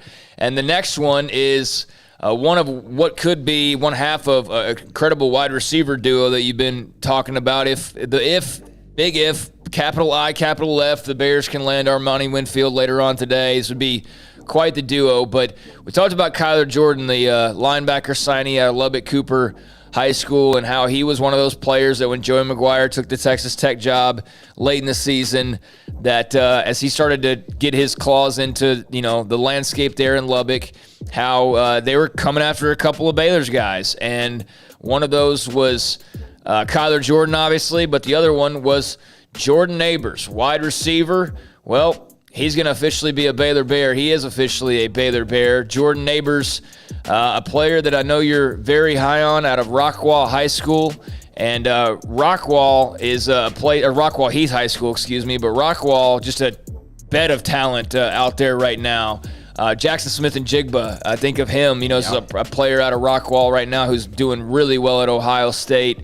But another D1 talent, and heading to Waco out of Rockwall Heath High School, Jordan Neighbors, wide receiver. What can you tell us? Yeah, he is the number 2 prospect for me in this entire class, only behind Kyan Roberts Day. Jordan Neighbors is a freak athlete. This guy at Under Armour camp back in March, and this is where he got his Baylor offer, ran a 4.43 40, a 4.14 shuttle, and had a 36.5-inch vertical to go along with a 118-inch broad jump. I think he is the best athlete Baylor has had at the wide receiver position since Corey Coleman. Oh, wow. And that's big praise because Denzel Mims was in there as well. Mims a little bit of a different athlete, not as twitchy, but the straight line, obviously, we know what Denzel can do. But Neighbors, fantastic athlete. He was so productive this year for Rockwall Heath. That offense was so explosive. He had 1,084 yards and 11 touchdowns. He averaged 21 yards a catch for Rockwall Heath, as they had a really, really good season. Of course, his quarterback is going to TCU, Josh Hoover. But yeah, Neighbors, explosive athlete, a guy who I think will fit in immediately to this Baylor offense. There's a chance he could play early on in his career. Can play slot, but I think people are a little mistaken with him because I think a lot of people want to pigeonhole him, just saying, oh, he's going to play the Monterey Baldwin role or the Josh Fleeks role. Yeah, he might do some of that, but this guy can absolutely play on the outside and be an absolute difference maker. That vertical allows him to go up and high point the football and be very successful at that. It's an area he's still working on, but I do think he's got that kind of upside. And of course, when he has the ball in his hands, he is extremely explosive. So love him. Great offer list. A guy who was very, very highly thought of. Penn State, Florida State, Syracuse, Tennessee, Utah, all offered along with a few more. And I think if he wouldn't have committed to Baylor so early, I do think there would have been more offers that would have come down the pipeline, because I do think he is a top, 5 to 10 wide receiver in the entire state. Probably top 5, honestly, because of his athletic ceiling. Yeah, I don't know for sure, but he's got to have one of the more impressive offer lists of anybody that they've signed, I would think. I mean, you mentioned a couple of them, but Utah, Tennessee, Michigan State, Florida State, Colorado, Penn State.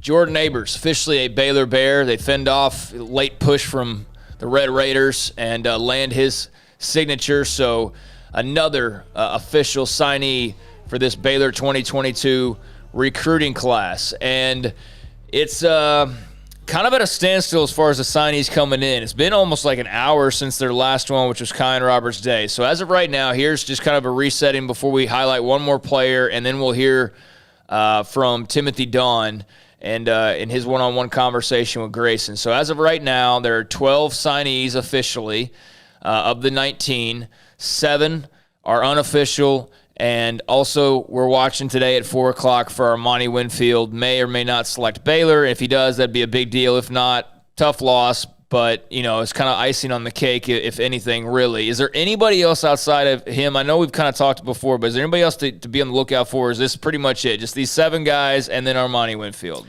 Yeah, I think that's pretty much it. Okay. Obviously, I'm going to be monitoring Neto, Umeozulu, and Calvin Dinkins and Kamari Terrell. I mean, there are some more guys to monitor to see what they decide to do. Kamari is one who I think if he does sign today, it will be with Baylor. It's just a matter of does he sign today or not. Yeah, and that's the thing is this is just signing day number 1, right? This is not the full meal deal. It's just the first of 2. The other one, of course, the first Wednesday in February, where it's always been, and where it might end up becoming just the regular signing day again. What are your thoughts on early signing day at this point? It has obviously, it's led to a very erratic coaching carousel, more so than ever, because now Joey McGuire is leaving. And look, all due respect to Joey McGuire, look, a lot of these guys are partially due to him and the recruiting that he did while he was at Baylor. So I mean this with all due respect, because I'm wishing him the best, except for against Baylor and Oklahoma, quite frankly. But here kind of lost my train of thought actually. Now that I said that, but he obviously deserves a lot of credit for this class, and I lost my train of thought. You're good. I mean, yeah, Joey McGuire, James Blanchard, they played a role in this class, and obviously Baylor's been able to secure all these guys and lock them in, and getting Jordan Neighbors to sign is massive. I mean, I don't want to sugarcoat. That was massive for this staff to go in, solidify things with the in-home visit, keep him from taking an official visit to Tech, and then, of course, eventually signing him today. Jordan Neighbors, great get, and now, you're waiting on Armani Winfield to see if the duo actually happens, because it just might.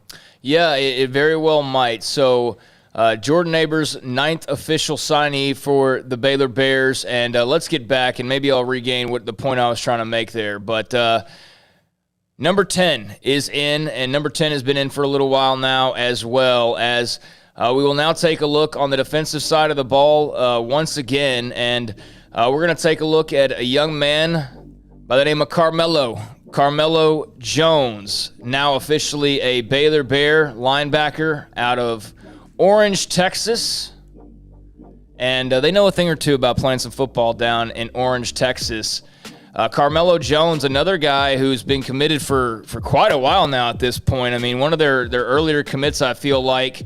And on the defensive side of the football, gotta love what they do at the linebacker spot. So Carmelo Jones, what can you tell us about him? Yeah, he's a pretty raw prospect, honestly, when you watch his film. I think he profiles really well to the jack position, but there are areas that he needs to improve. I don't think technique-wise he's a great pass rusher, but just kind of his vision and his ability to get to the quarterback is there. It's just technique-wise, he's got room to grow. But I do think he's going to profile really well to Jack, being able to drop into coverage, pass rush from different levels of the defense, and really be able to be a problem, I think, for opposing quarterbacks. I think it'll take some time for him to get on the field, but I do see a ceiling there with Carmelo Jones. He's been really, really good in his time at West Orange Stark, a guy that built a great relationship with Joey McGuire and, of course, James Blanchard since he's at West Orange Stark.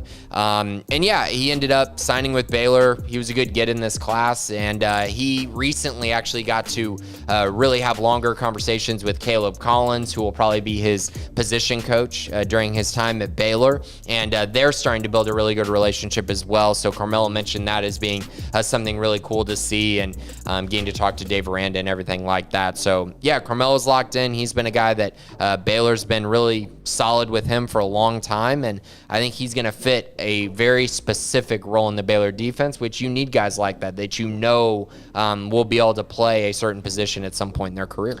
Yep, so Carmelo Jones, official. West Orange Stark, a hotbed of talent, has been for a very long time.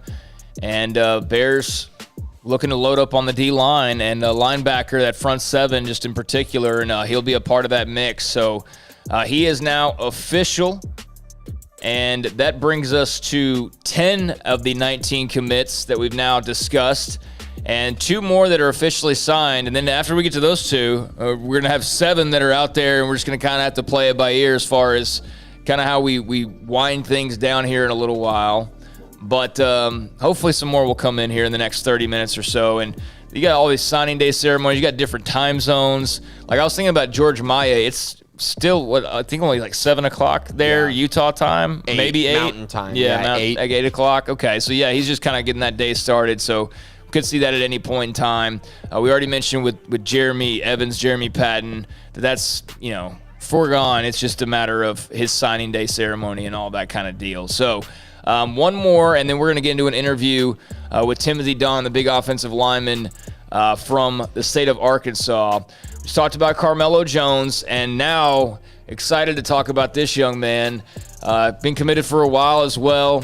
Had a tremendous high school football career and a tremendous senior year as well. And one thing that I really missed watching Baylor football the last couple of years, and maybe even going back longer than that, is one O-line play, because that up until this year was a mixed bag to say the least.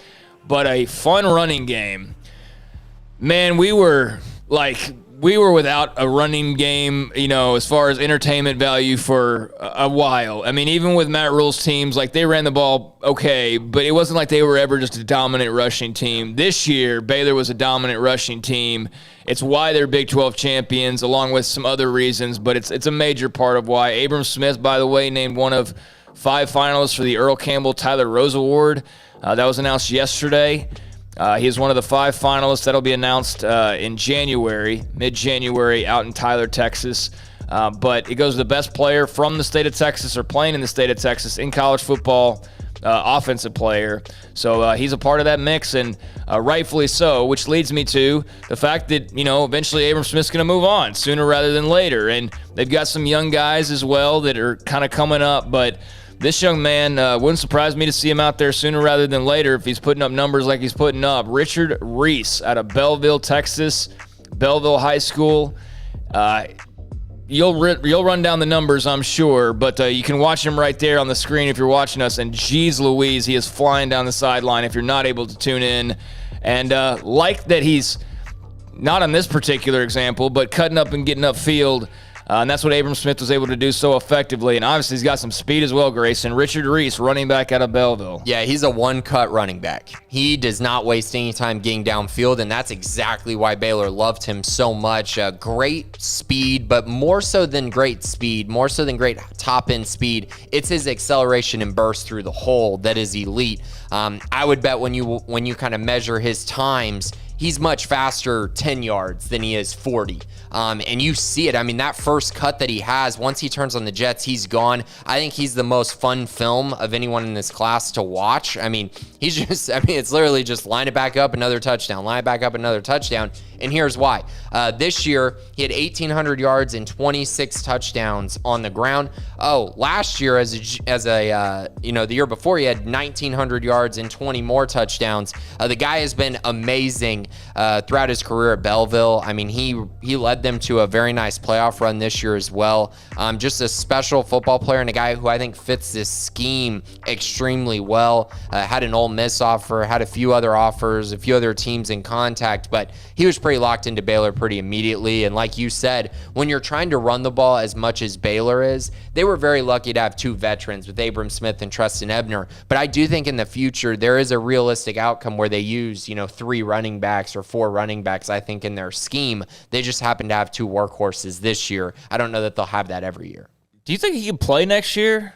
I don't, because he's only 175 pounds. Yeah, that's kind of what I was thinking, but man alive, he gets upfield really quickly. Oh, in a hurry, and there could be a role for him. I think the question for him is, when he comes into Baylor, where's he at on the depth chart? Because I think Tay McWilliams and Jordan Jenkins, who obviously had just a ridiculous year his senior year at Lindale, I think those 2 guys are the favorites. You still got Quaylen Jones and Jonah White on the roster as well, so I think it'll take him time, and I think that's a good thing. I think Richard, it'd be good for Richard to probably have a year to really get in the weight room and build his strength so that he can run the style of offense that Jeff Grimes tries to run. As we know, it's very physical and punishing. Yeah, no doubt about that. Abram Smith definitely put some mileage on his tires this year and really was gritty down the stretch. You could tell he was banged up just because, the physicality of the way he runs. I mean, he banged himself up as much as a defense ever did.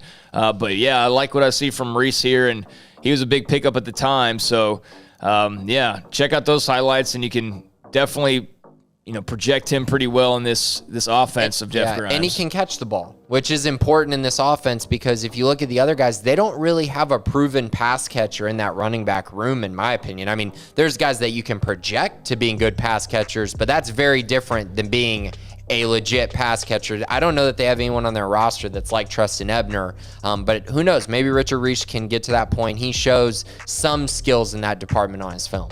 Yeah, I was going to say Ebner definitely fit that bill. Different, yeah. But he's going to be gone, and you're going to have to fill that void somehow. But, yeah, Richard Reese, officially a Baylor Bear. So that's 11 signees now that we've run down out of the 19 commits. 11 of them are officially Bears, actually 12. But we're going to hold off on talking about the one who's been committed the longest, the one who had the longest journey, maybe the most personal journey when we start talking about his brother and tragedy and things like that in Kyan Roberts' day. He is officially a Baylor Bear. He's the one that kicked off the whole thing, right? This whole 2022 recruiting class. Back in May of 2020. Yeah, so we'll get to him. And he's the last remaining as far as official signees that we have not talked about. But first, we need to get to another one of our interviews. We've already heard from a couple of players today that Grayson had the opportunity to talk to. We heard from Trey Emery, defensive lineman out of Mount Pleasant. We also heard from cornerback Reggie Bush. And now let's hear from one of the big men up front as we'll head to the natural state, the state of Arkansas, and hear from big-time offensive line signee, great addition for Jeff Grimes' offense and for Eric Mateos' offensive line room, one of 6 offensive line commits/signees for the Baylor Bears in this 2022 class. Here's Grayson's conversation with Baylor offensive line signee Timothy Don. Welcome in, and I am here with Camden Fairview High School offensive lineman Timothy Don. It's signing day. Timothy, I know you're really excited about this, and it's a very special day. So what does it mean to you to officially sign with the Baylor Bears? It's a blessing. It's a moment that I've been waiting for a while, for about 6 months, 7 months. I've been waiting for a while to be officially a Baylor Bear, and the time's finally coming. That's awesome, man. So I kind of want to just go through your recruitment a little bit. I know your recruitment was actually a pretty short one just because, you committed so early to the Bears, but we'll go through it and talk a little bit about it and go through some of the ebbs and flows of the recruiting. So you initially got a few really big offers early in your recruitment from Arizona State and Ole Miss in 2020. So what was that process like when you first kind of got on the radar with some of the bigger Power 5 schools? So when I first got it on the radar, it was a great feeling, a feeling that I never had experienced in my lifetime. But hold on, I'm sorry. Can you repeat your question? Yeah. Just like getting those offers. What did that kind of mean to you, and just finally getting on that Power 5 radar? All right, so it just drives me to work harder. Because my goal originally was to be a 5-star, work my way up to a 5-star. But then Baylor offered me, and I saw that connection with the coaching staff. Started off with Coach Mateos, then I started building relationships with other coaches. And then I just found out that's the school right there. That's the school. I found out they're a Christian school. That's the school right there. Because not too long ago, before I committed, I got saved, gave my life to God. And that's the biggest accomplishment that, in my opinion, any man can ever achieve. So, yeah, that's pretty much it. It just drives me to stay hungry, keep on working. Yeah, was that Christian aspect something that just really, sold you on Baylor? Because I know when they offered you, you committed within a month of the offer. Yeah. So me, my mom, and Coach Mateo sat down and had a little interview about, the small details about Baylor that not everybody knows about. And it was like a little PowerPoint slide. And it was on a slide that talked about they were a Christian school. So I was like, man, this is the one. Mama, this is the one right here. That's awesome, man. So throughout your process, I mean, what was it like building that relationship with Eric Mateos, Coach Mateos, who, you know, he's going to be your position coach when you get to Baylor and you're going to spend a lot of time with him. What's y'all's relationship like? We got a strong relationship. Yeah. Our relationship is like, I've known him for like all my life. Like, that's how tight it is. That's great. And I mean, so I know you got the offer February 2021. You committed March 6th. You know, Baylor separated themselves obviously pretty quickly, and then you took your official visit in June. What was the visit like, and how much did that kind of solidify things for you as far as, you know, Baylor is the place for you? Made it 100% solidified. As soon as I got on campus, as soon as I got in Waco, it was 100% solidified. So we started off regular stuff, signing in, all that good stuff. Then we got on the campus and toured the stadium. I just looked up at the stands. I was like, wow, this is a great view. Because that was the first official visit I've ever been on in my life. And I just loved everything about it. Yeah, and it was your only one. Yes, sir. Yeah, I mean, yeah, that's pretty crazy. And, you know, coming from Arkansas, you know, was that tough for you, you know, to decide, okay, I'm going to commit somewhere that, you know, it's kind of far away from home? Yeah. No, it really wasn't a big problem for me because my original goal was just to find a place that's best for me and my family. Okay. And I know on that visit, Mose was your host, right? Yeah. What was it like getting to know him and maybe some of the other players and commits that you got to meet, you know, that all have something in common, you know, they love Baylor. Yeah. So Mose, he's a cool dude. So I hung out with Mose, Grant, and Xavier. All three of them are some cool dudes. We just hung out, got to know each other a little bit, get to know each other one-on-one, get to know what the campus is like, what the area is like, the environment, all that good stuff.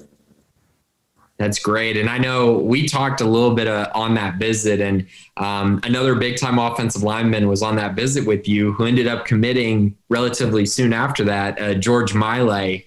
Were you able to build a little bit of a relationship with him? Yes, sir. George is a very good dude, athletic. He's all you want in an offensive lineman. Yeah, I mean, is he someone who, I mean, I know you've probably talked to some of the guys in the class. Is he one of the guys that you have a better relationship with? And who are some of the other guys that maybe you've gotten to talk to a little bit more than the others? So the most people that I've talked to, like one-on-one, is Richard, Reese, George, and Alvin, and Colton. Okay. Were they all on the same visit as you? Everyone except for Alvin. Alvin. Okay. Very cool. So, okay. So you did the official visit, all locked in. I know you didn't take any official visits after. So now it was just the season, you know, your season. Y'all went 10-2 this year. Y'all had a really good year, right? Well, take me through kind of that season and what you saw in yourself growth-wise this year. So I saw a lot of growth. So this year was my first year ever playing both sides, offense and defense. So those first couple of games, I'm not even going to lie, those were rough. I was getting used to I had to get in real good shape. It took about 3 games, but then I started getting used to it. And I was like, man, it's getting good. It's getting good. I'm getting better at it. So I started making plays on offense and defense. So I feel like that played a majority role, a big role of how we got 10-2 because they used me like they needed to. And it just took a whole bunch of grind, staying after practice, helping the younger guys get better because our offensive line were young. We had me and a right tackle that was a senior, and we had to lead the offensive line. And the defensive line, we had a defensive end that led the state in sacks. You had 2 inside guys, me, another senior, and a young guy that's rotated in at the other end spot. So, yeah, it was a very tough season, but we wish we could have came through a little bit more, but everything happens for a reason. Yeah, for sure. I mean, were you in the best shape of your life?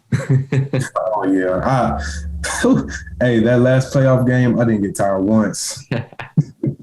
That's awesome. So, I mean, yeah, it was a fun year for your team. And then also at the same time, Baylor had a very, very good season, won the Big 12 championship.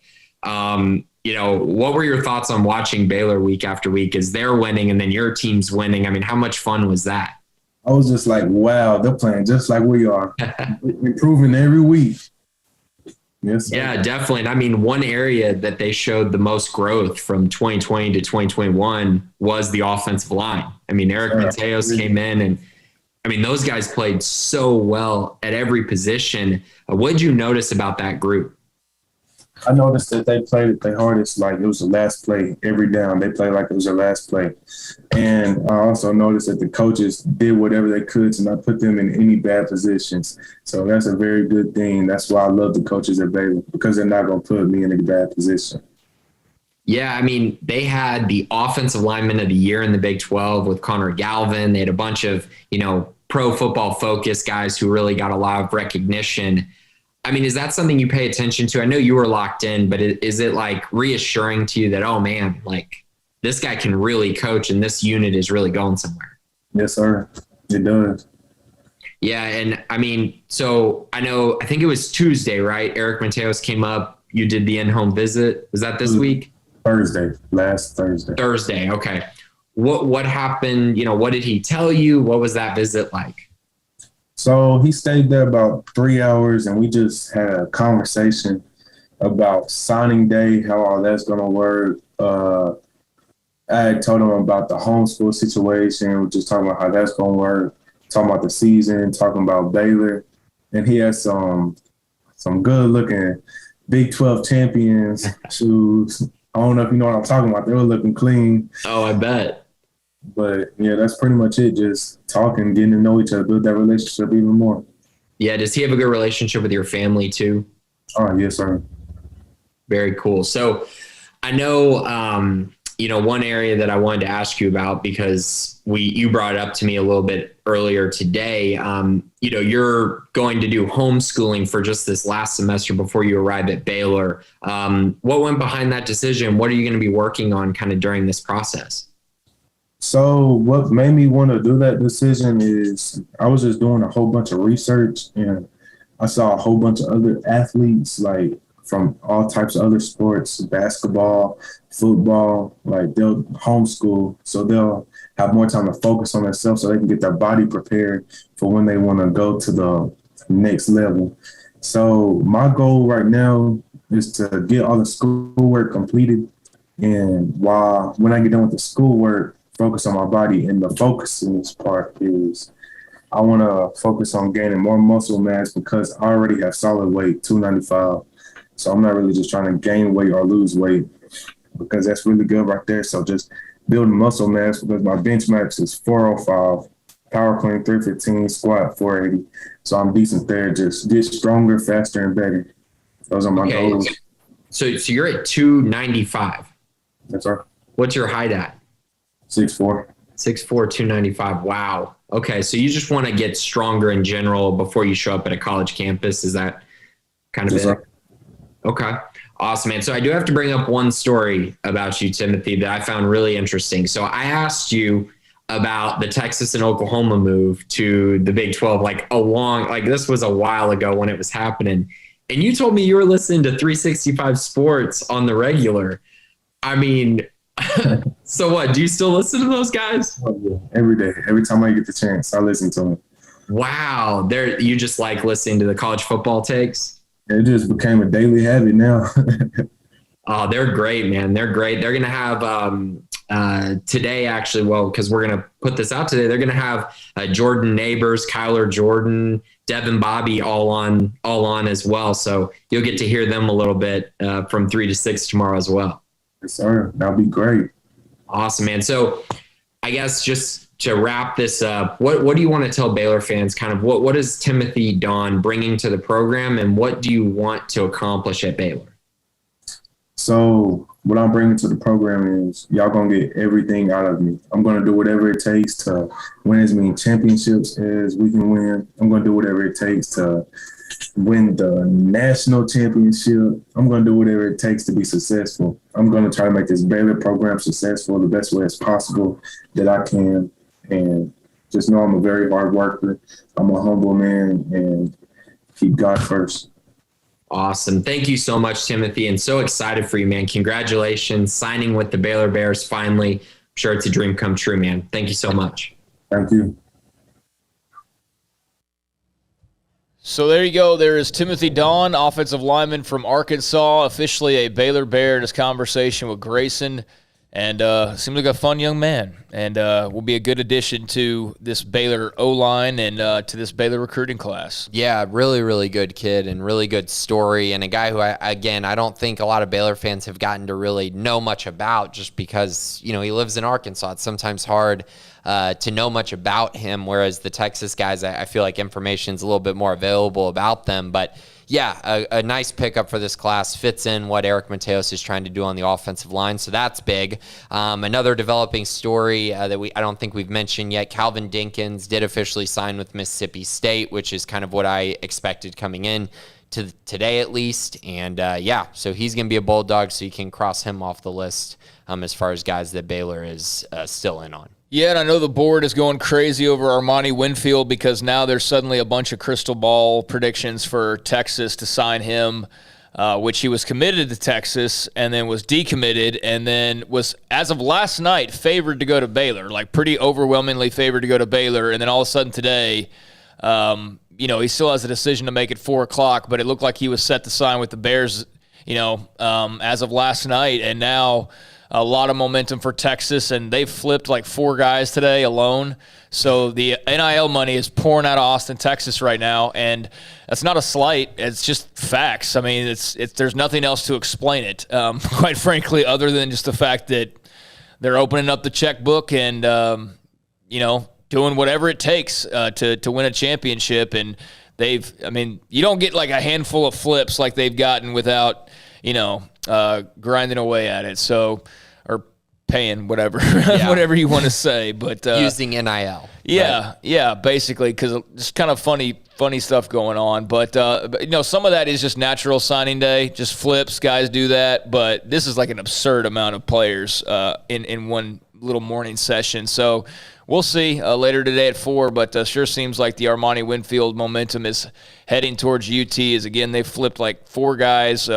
One from Oklahoma, one from Michigan, one from, perhaps what would have been a Baylor signee if Winfield does go to Austin.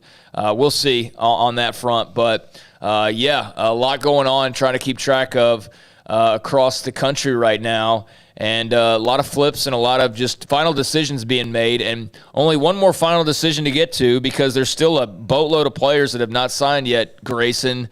One more player, though, that we have not talked about. We've discussed the following players who have signed: Trey Emery, Alvin Ebasele, Kyler Jordan, Cody Mladenka, Reggie Bush, Kelsey Johnson, Colton Price, Timothy Dawn, Jordan Neighbors, Carmelo Jones, and Richard Reese. We've talked about all 11 of those players of the 19 Baylor commits. As it stands right now, they've signed a 12th, who we'll talk about in just a few seconds.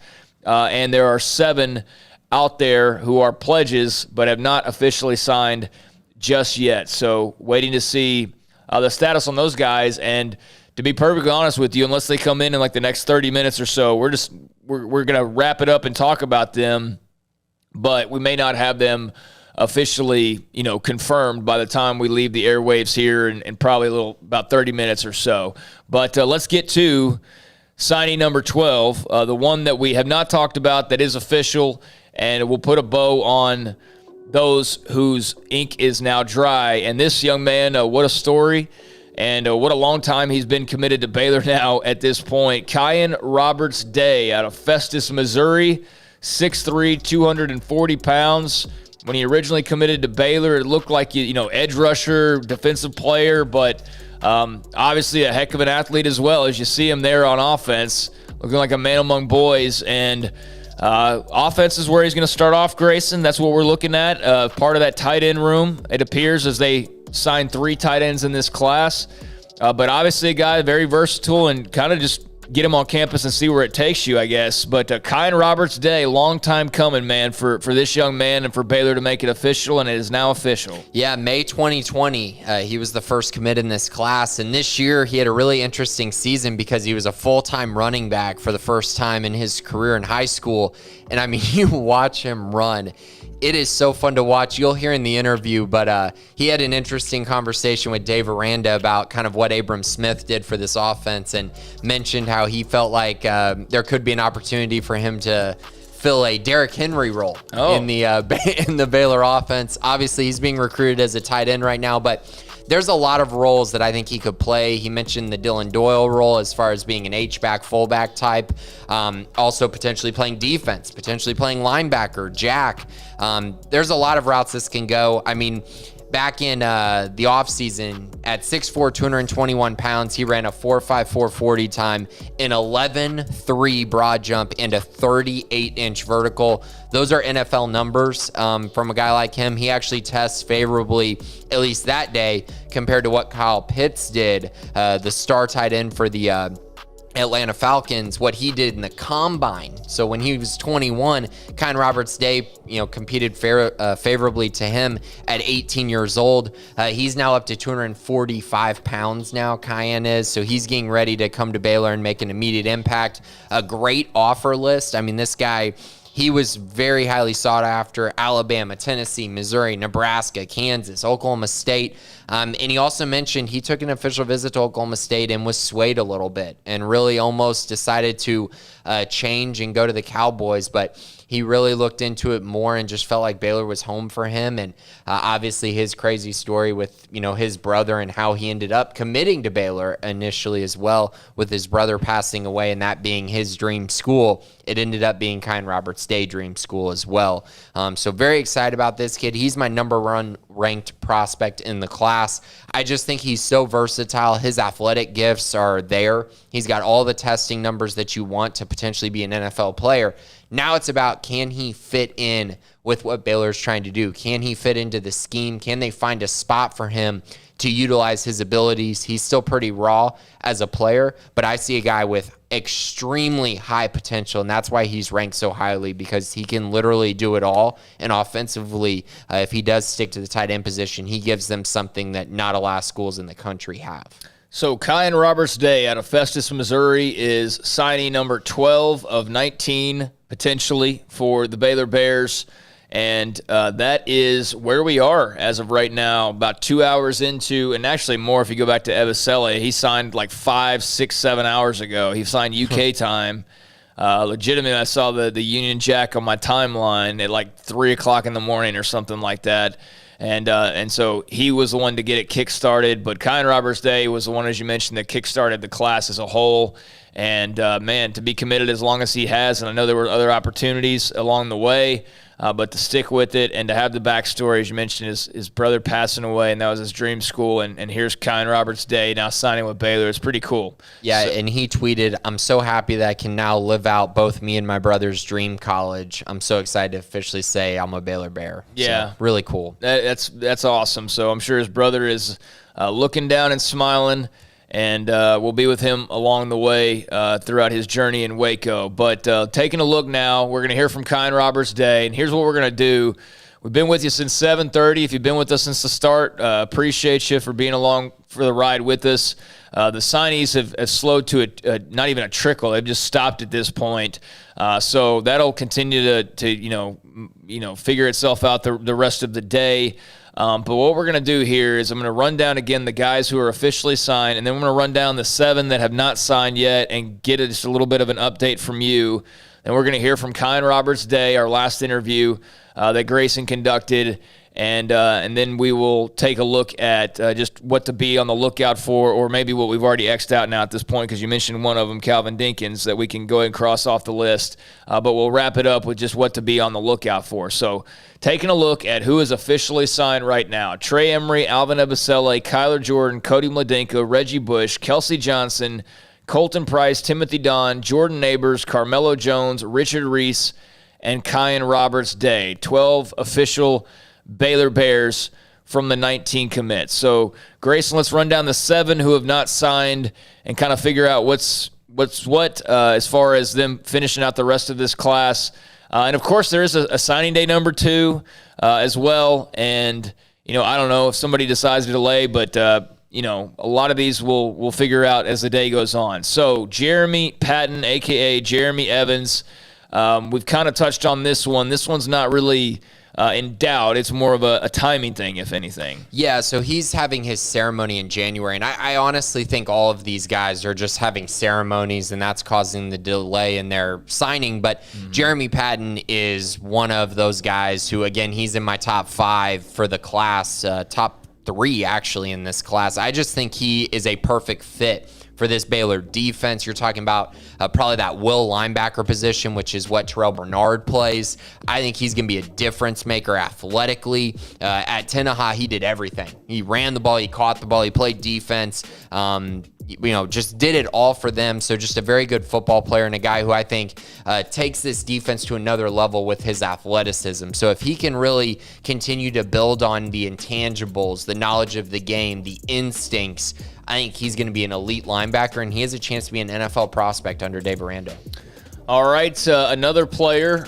He committed just yesterday out of Catalina. That's an area with, it's growing like crazy. They're about to add another high school. Just insane. They've already got, 4 of them, 4, 5, 6As down there. But Devontae Tizino committed just yesterday. Has not signed officially as of yet. Your thoughts on Devontae Tizino? Yeah, good offer list. Kansas State, Minnesota, TCU, Washington State. He took his official visit over the weekend. I expect him to sign with the Bears as well. I like his game. He fits in nicely. Reminds me a little bit of TJ Franklin to an extent. He's not as big as TJ was as a senior, but I think he's going to fit in that role nicely as he continues to grow. Really showed a high level of, execution in their defense this past year as a pass rusher and a run stopper.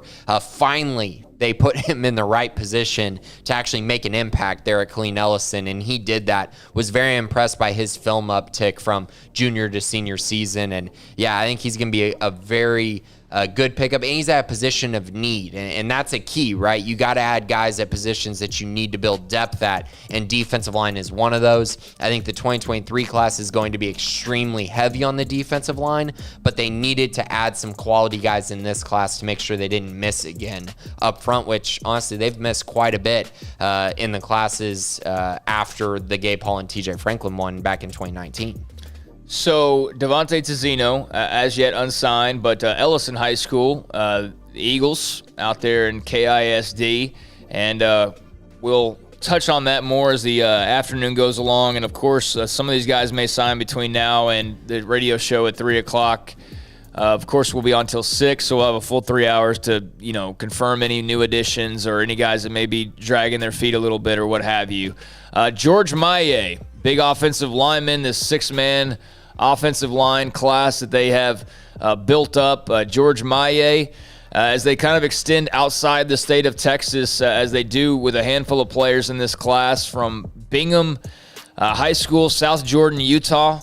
6'4", 290 pounds. Your thoughts on George Maye? Yeah, first of all, don't worry. He's signing today. His mom, Emma, posted a tweet this morning. They built a Baylor flag for him, or I guess made a Baylor flag for him with all kinds of Baylor pictures with George Maye. So don't worry about him. He's a 4-star to me in this class. Another guy who's right on the fringe of being a top 5 prospect in this class as a whole. I like his game a lot. I think there's an opportunity for him to play tackle in this offense. Probably right tackle or a guard is kind of where I view him in this class, and a very, very good prospect, a mauler up front, can move bodies, and I think he's, again, going to really continue to establish Baylor's run game. That's where they want to build and continue to grow, and he brings that to the table. He is absolutely a ferocious blocker in the run game. Still needs some work in the pass game, which is why, you still don't know exactly if he's going to be a tackle or a guard, but I do think he can play either at some point. The offer list is great. BYU, Colorado, Nebraska, Oregon, Oregon State, TCU, Tennessee. Definitely one of the more impressive offer lists of anyone in the class, and a very, very good player, and a heck of a pickup by Eric Mateos to go into Utah, an area that he knows very, very well, and go steal a prospect like this out of there. When you're going up against schools like USC and Utah and BYU, for Baylor to go in there and say, hey, our brand is better than them, and we can bring you over and really build you into an NFL player, and you have a great relationship with Eric Mateos already. Let's continue to build on that. It speaks volumes to what this program is building. Yep, so George Maye expected to sign a little bit later on with Baylor, coming out of the state of Utah, which, of course, with Eric Mateos and Jeff Grimes, their experience at BYU certainly doesn't hurt knowing that area a little bit. So we will see him sign a little bit later on, but not worried about him. So George Maye be a big part of this offensive line class. Now, elsewhere, another player who has not yet signed. They did not go heavy on defensive backs in this class, Grayson, but they did grab Devin Bobby out of DeSoto, cornerback. I saw him play against Midway just a few weeks ago now at this point. Seems like it was about 2 years ago, but it was just a few weeks ago now at this point. Has not signed yet. DeSoto, we know all about that program. 5'10", 175 corner. Yeah, I mean, so he's probably going to play safety at Baylor. I view him as definitely a safety prospect. And when you watch him in high school, you see a lot of traits that tell you, okay, he could play the star position, which is what Jalen Petrie plays. I could definitely see that. But his speed is something that was on display when he took an unofficial visit to Baylor, did an individual workout, showed off his speed. I think he's in the low 4.5s, high 4.4s, which tells me he could play the Christian Morgan, which is like a strong safety in this defense as well. I think there's a high ceiling with Devin Bobby because of that speed. But I also think if you watch his film, you already see he's a very complete football player. He does a lot of good things for that DeSoto defense. And he was one of those guys who I think a lot of people need to see how tall is he, and a lot of people need to see how fast is he. And Baylor confirmed both of those, and then went ahead and offered him because the film is there for Devin Bobby. I think he's going to be a very good playmaker for this Baylor defense, and just give him some time to develop, because I think there's a potential for him to be a multi-year starter for this Baylor program. And I do want to ask you this. So we're going over right now the guys who have not officially signed as of yet, and could be various reasons for why.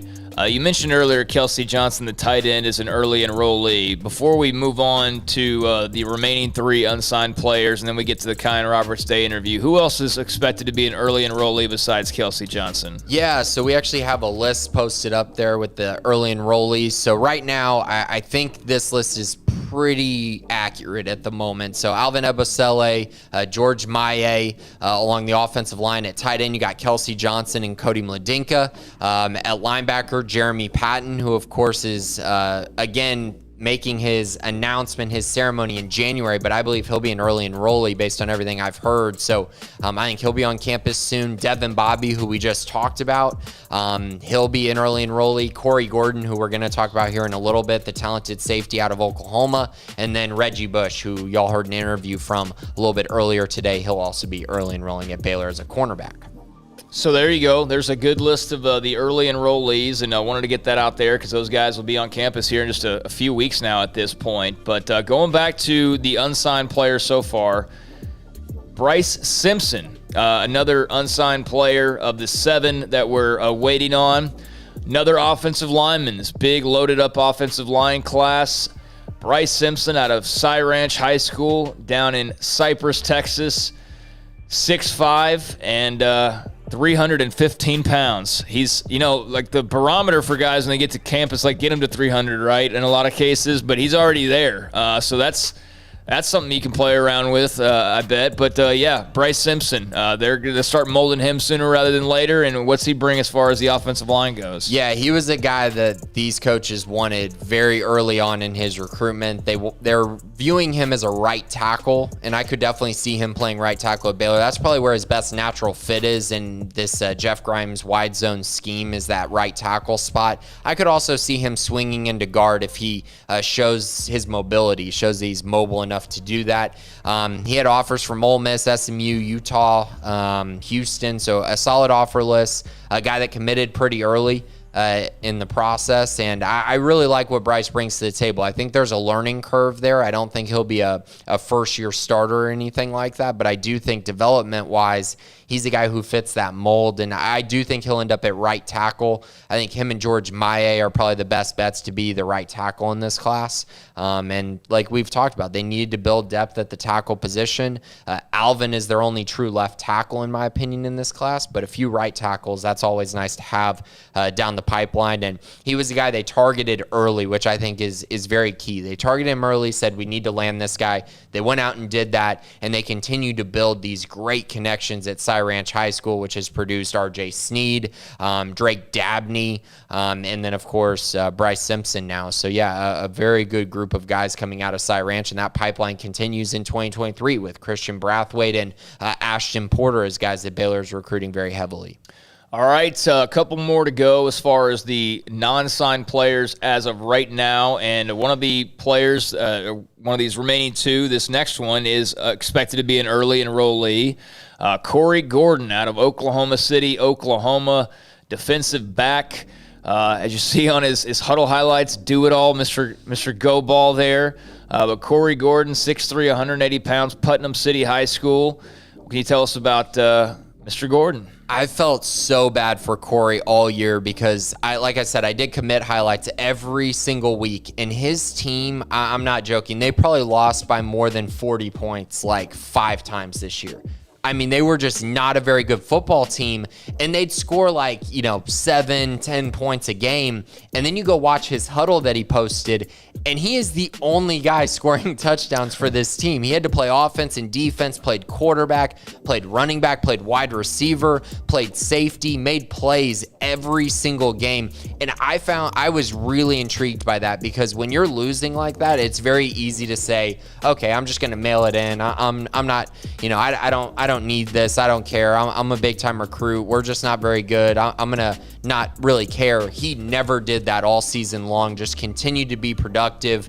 And it was very impressive. I think he's going to play the JT Woods role at Baylor as a high safety. I like what he brings to the table. A great athlete, a very good basketball player as well, super bouncy, and shows a lot of interesting ability with the ball skills that you see him playing wide receiver and him scoring touchdowns after he catches the ball. I really like him as a prospect. I think he's going to end up being one of those sneaky good players in the class who you just kind of all of a sudden look up and go, oh man, he's starting now. And where did this come from? I think he has that kind of potential to be a multi-year starter for Baylor and really develop into a nice prospect for the Bears. Now, I have to ask you this, and I have to bring this up for the folks who are maybe just still getting the sand out of your eyes. What do you call that? Like the, when you the goose. What is? I don't even know what. What do you even call that? I don't even know. Like the sand in your eye. Like, I feel like I'm missing a phrase, and I mean, it's just. We both are. Yeah, I don't know, but. I would be remiss if I didn't bring up the Matthew Pallage news for those who are just waking up or whatever. But Baylor safeties coach Matthew Pallage, also special teams coordinator coach, he is reportedly heading to Oregon. This came out a couple hours ago. And look, Mac Rose was with us yesterday. He brought up that Dave Aranda is being enhanced contractually. Sticking around at Baylor, which, of course he was. He wasn't going anywhere. There's all these other jobs that were open and closed, and he was rumored, but nothing ever came of any of that. And so they're enhancing his contract, and that's all just a matter of the ink drying now at this point and, people approving paperwork and all of that. But Mac made mention, and if you go back and listen to Aranda's last couple of interviews, he made mention as well that, over the course of, the next few weeks, there could be some more departures. We saw a bunch of guys that were, non-main assistants that headed to Lubbock to join Joey McGuire or scattered elsewhere. But they kept referring to, whether it was Aranda or Mac Rose yesterday, the possibility there could be others that could be on their way out. Not like a mass exodus by any means, but this fits that bill, Matthew Pallage. So with Corey Gordon unsigned, is there any concern there with the Pallage news that that could be like a thing out of nowhere? And I just have to ask the question. Yeah, and I think that's fair, especially when you look at the guys who haven't signed and you see Devin Bobby and Corey Gordon, the two safety prospects, have not signed. I expect them both to sign. I don't think this news is going to be too I don't think it's going to hold too much weight. I expect them to sign. I haven't heard any differently as of this moment. But it is interesting news to have that, pop right on signing day. That's kind of a unfortunate timing. But hey, it's good for Baylor to be transparent. So I'm sure there's phone calls going on and conversations. I would honestly be shocked if these conversations didn't happen prior to today. So I do think these guys probably knew, and I still fully expect them to sign. That wasn't the only move announced today, not in regards to Baylor, but Pete Thamel also had another report earlier. And it's like what you're going to see in the next few days. You're going to see coaches leaving the schools they're at. Yeah. That's a signing day tradition. Is those guys, recruit the players, get them signed, and then they bolt afterwards. With Powledge, they're doing it on signing day. The timing's awfully weird. You wish it would have come out like a couple days ago or something, really. But no matter. It is what it is. But Thamel also had reported that Florida State OC Kenny Dillingham is heading to take the OC job at Oregon. So I guess Oregon's just trying to ruin everybody's signing day with their new hires. Just weird timing there. But apparently Dillingham informed his players this morning. So it's like signing day. All right, by the way, guys, I'm leaving and see you later. It's just kind of only college football, man. only college football. Just the way business is conducted. It's unlike any other profession out there. I swear. It's just crazy. But that's why there is so much popularity for the sport. All right, one more player to talk about that is unsigned as of now. And then we will get to the interview with Kyan Roberts-Day, and then we will touch on housekeeping, and then we'll get out of here. But Caden Siraki, unsigned as of now, the last unsigned player for Baylor in this 2022 recruiting class. Another offensive lineman, again, 6 offensive linemen in this 2022 recruiting class, and most of them have signed except for Siraki and also George Maye now at this point, and Bryce Simpson. Yeah. So 3 of the 6 have now officially signed. Bryce Simpson, we talked about everybody. The only one remaining, Caden Siraki, and man, he's a big dude, 6'7", 320 pounds. SMU was another school that was interested in him. But your thoughts on Caden Siraki? He is every bit of that 6'7", 325 pounds. You watch this guy. I got to see him at a Baylor camp, which is where he got the Baylor offer initially. He is absolutely massive. It is just so cool to see. I know Reggie Bush mentioned on their official visit over the weekend, because he took his official visit along with Reggie Bush and Devin Bobby over the weekend, that Caden they went axe throwing, and Caden just threw an absolute bullseye on his very first throw. And I'm surprised he didn't break the board, because this guy just so strong, so powerful. It shows up on film. There's some areas that he needs to work on. The quickness, agility, movement really is something that he's going to have to continue to grow at. But very strong, and when he gets his hands on you, he is, just ferocious. And he finishes extremely strong, which is something you want to see. I love his interest in Baylor. He and his younger brother, Colton, who's probably going to be a 4-star prospect in the 2024 class, they basically came to like every single Baylor game this year. So it was super fun to keep up with them and continue to talk to them. They both play for the Woodlands, and both are very, very good prospects. And Caden, I'm sure that this is really special to him just because of, like I said, the fact that they came to so many games. There's just a clear love for Baylor that he and his brother and his whole family share. So as of right now, not official. So, for example, Dave Aranda couldn't talk about him, but he can talk about 12 of the 19 commits they had going into today. We'll see what happens with the other 7 as they become official throughout the day or what have you.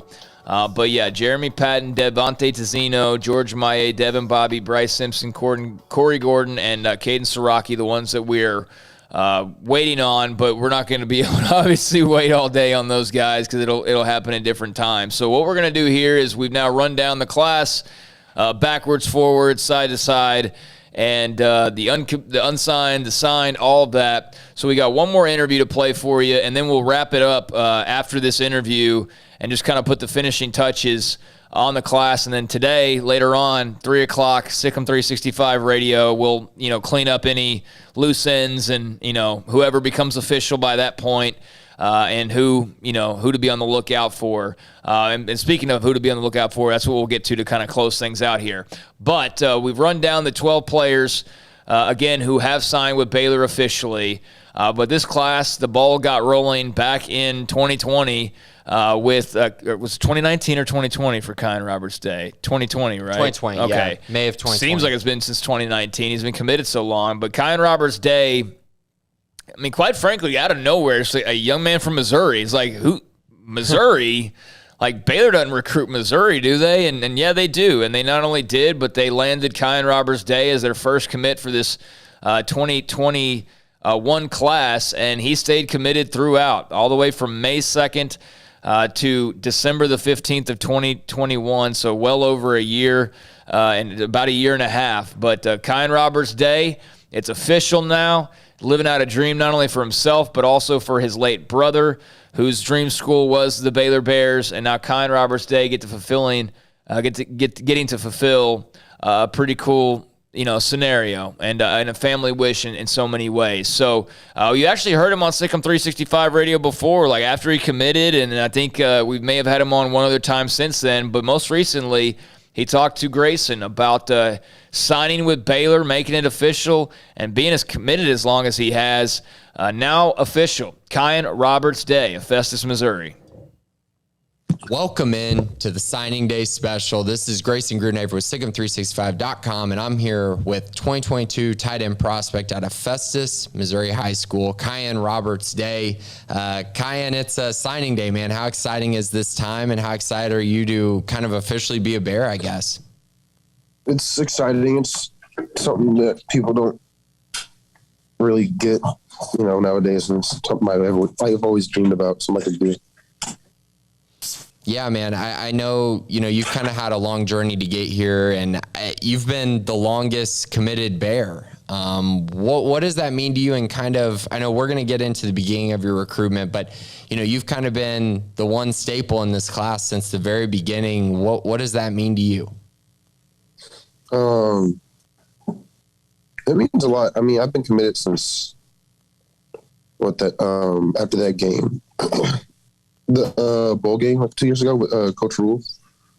And then, I was kind of committing to something that was a new start with Coach Randa coming there at that year. And I had faith, even though we ended up being 2-7 last year. I didn't want to leave, but I did end up wanting to check out other schools and, go through the whole process. I didn't want to go through high school and just, be stuck with one school and say I only went on one visit to one school.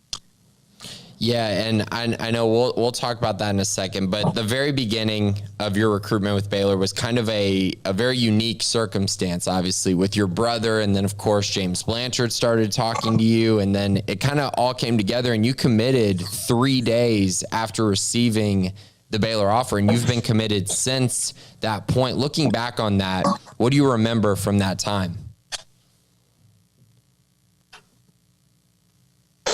That it probably I never thought it would ever happen. Like, I thought it was so unreal. And it still kind of to this day feels kind of fake. And, it's unreal to think about. Yeah, so I know right after you committed, it was kind of a lull. There wasn't a whole lot that happened right after you committed, but then you had your huge camp performance. I think it was in March of 2020 or March of 2021, something along those lines, and you blew up a little bit. And that's when, Alabama, Tennessee. What was that time period like? Because I think that's when all the offers started coming in, and that's when the attention, I think, really peaked, right?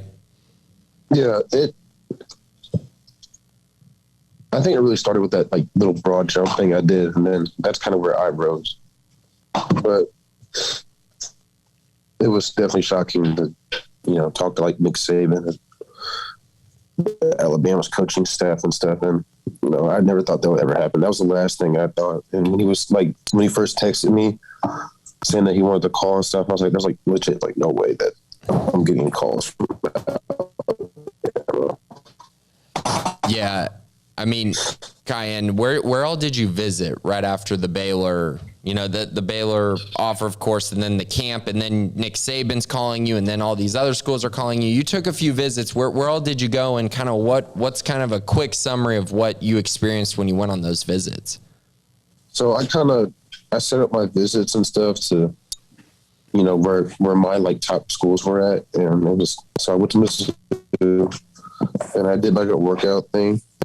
and they were all like impressed. I did like the like tight end and like linebacker stuff, and they said that I'm a really unique kid. But at that time, that was at the beginning of June, I weighed like 220. I'm keep up my weight. The next visit was at Alabama, and I weighed about 225, 228 then. And it was a little camp thing, and it was fun, and you could kind of really see where I was kind of ranked. I really couldn't tell, like, because it was all kind of new to me. There's like other kids that are like, like good and stuff. But I was definitely one of the biggest kids there. I was the biggest tight end there, and so I like the Mizzou, I like the Alabama, but it's two different days. And then I saved Oklahoma State and then Baylor for last. So the next week after that, I went to Oklahoma State. I weighed about 230, by the way. And then I really liked that visit. Now I was actually like really close to decommitting after that visit. I'm being honest, but I like that visit. I like Oklahoma State, like their staff and all that, but I don't know. It just didn't feel right. Yeah. And then, I went to Baylor. And the only thing difference between me and being Oklahoma State and Baylor, as soon as I got there, all the recruits like kind of came in my room and we all like played the game. I didn't do that at Oklahoma State. Like nobody talked at Oklahoma State. It was just kind of awkward. But when I got to Baylor, we all just talked like we knew each other for years. Wow. And you were pretty much right after that official visit because, you took both official visits. I think the Baylor one was maybe, 2 weeks after the Oklahoma State one, and then you came to Baylor, and then the Baylor visit. After that, you basically told me that was it. Like, you knew that Baylor was the place for you. What about that visit? I mean, I know the commits, talking to you, that was great, but what else kind of brought it all together for you and said, Baylor is the place I want to be for the next, 3, 4, 5 years? When I talked to Coach Grimes, honestly, when I first met him in person, I could really see that he's dedicated and he's invested into me and trying to develop me into, whatever I could be. And, like Coach Randa too. I'm getting ready to see him Thursday, actually. And, I think that takes a lot for a coach to drive or to fly all the way up here, a little old Festus and stuff. Yeah, you told me during your recruitment that it was kind of rare and also really cool for you, the fact that Dave Aranda was actually involved in your recruitment more so than any of the other schools. What was he like throughout the process? He was not even a head coach. It was he was like a normal coach, like an offensive coordinator or something. He's the most involved coach I've ever seen in my life. He's more involved than my coach here. Well, that's saying a lot from a college coach, and you're a recruit. But I mean, he's going up there for an in-home visit Thursday, I guess, right? Or what are you hoping to hear or see from that visit coming up? I don't know how that all works, so I guess we'll see. But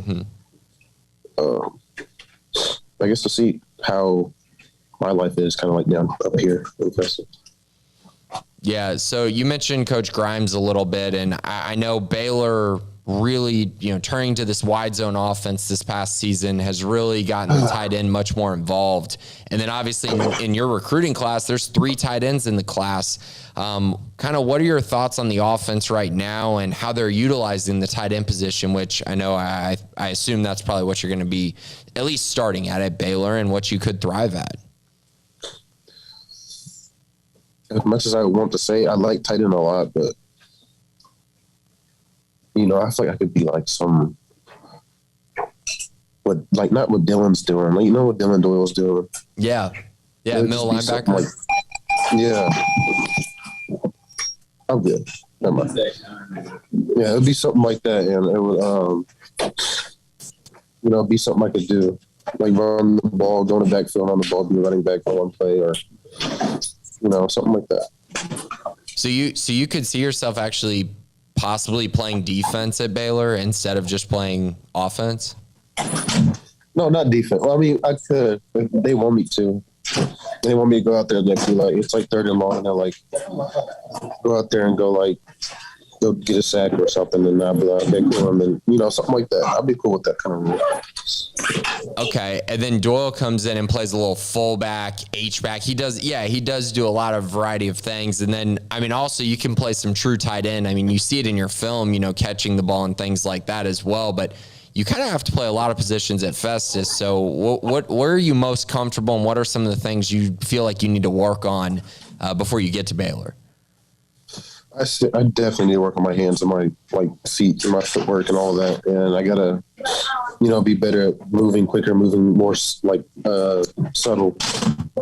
and more twitchy. And I did play running back kind of all year, and I really did learn a lot playing just running back all year.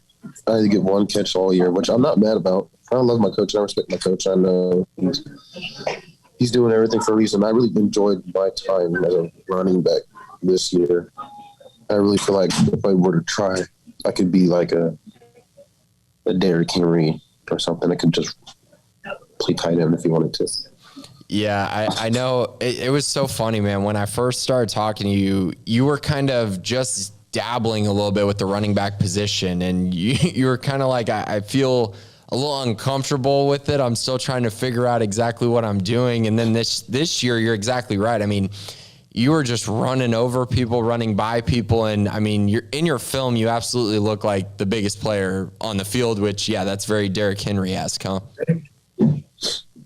Yeah, I mean, I don't know. I really like the position. I you know, and there was this video I was watching on Abram Smith, and Coach Aranda was saying, he was like, we really need and want downhill runners, and, you know, we just need somebody who could, you know, run the ball with north and south. And it really kind of spoke to me in a way, because, you know, I like Richard, but you know, he's not 6'4", 250. Yeah, no, he's definitely not. He's more of the speed, right? But I mean, yeah, like a Tristan Ebner type. Yeah, absolutely. And I mean, so that's interesting, man. So you feel like when you come to Baylor, you're kind of going to try some different things and figure out where you fit the best? Is that kind of your goal? That's my goal. I mean, not even fit the best. I feel like I can fit the best at multiple places if I, you know, worked hard, if I, you know, lose some weight, getting a right type of body frame to where I could do both positions or whatever positions they put me in. Awesome, man. So I know you're coming in with you're not going to early enroll, so you're going to come in a little bit later, correct? Yes, because I do want to win state. I want to win state for track, and I want to get a big fat ring on my finger. I want to go around and flex it. What are you going to run? We deserve. We got. Huh? What are you going to do? I do the hurdles. 110 hurdles. I would try javelin. I'm trying discus this year. And if I end up losing the amount of weight that I want, I'll probably do the 100 if I can get it to where I want to. Okay, awesome, man. So what else is going to be your kind of training regimen? I know you're not going to be at Baylor, so the track season will probably help, but what else are you going to try to do that's football specific before you get to Baylor? So I'm definitely going to keep doing like ladders and cones and stuff. I do that every Tuesday and Thursday right now. Then Wednesday, Monday, I work out. Saturday and Sunday are usually my breaks. But next year, like going into like January 2022 and all that, I'm definitely going to – I was thinking of, you know, not making it into like a 2-day workout. I was going to make it into like Monday, Tuesday, Thursday, Friday, speed and agility stuff. And then Wednesday and weekend do my breaks and stuff. And, you know, I was trying to do something. And I was always going to catch like 100 balls a day. I'll just figure something out. I'm going to do something. Awesome. So I can't let you go without. Yeah, I can't let you go without asking you a little bit about the Big 12 championship game. I know you texted me and you were super excited about it, but what does that truly mean to you? And I know it was also against Oklahoma State, a school that recruited you pretty hard, but just Baylor winning the Big 12 championship and just kind of where this program's heading. I have faith that we were going to at least make it to the Big 12 championship this year. And I was like, we're going to beat OU. We're going to beat Oklahoma State. We're going to be undefeated again like we were until the OU game. And then we're going to beat OU. like we did 2 years ago. I was like really confident. I was like, because I know there's no way a 2-7 team could just be 2-7 again next year with a coach like that. And I'm like, I was like, I have faith. I'm not gonna leave. I'm gonna stay here because I have faith in my team.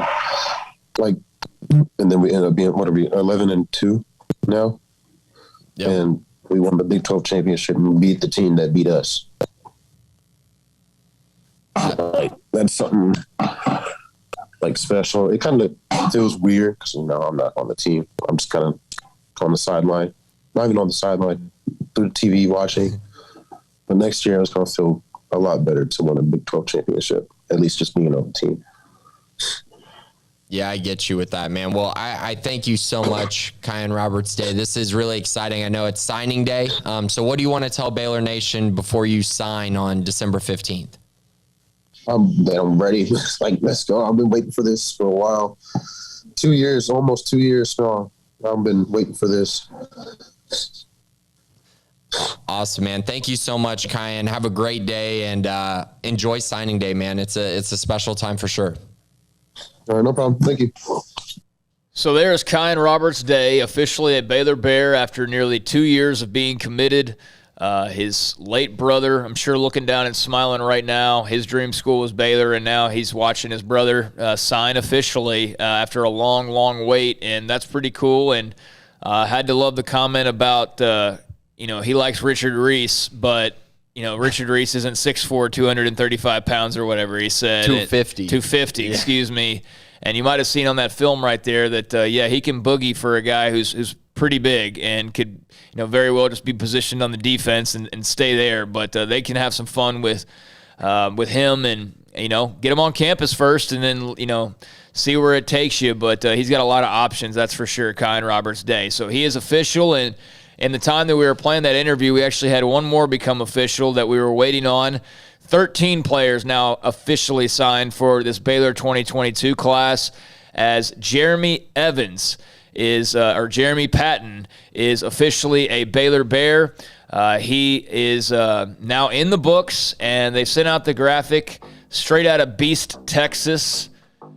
That's where I'm straight out of as well, baby. Always love seeing the East Texas guys added to this class, and been through Tenaha more than once. And you see him there playing some defense. Linebacker, 6'2", 210.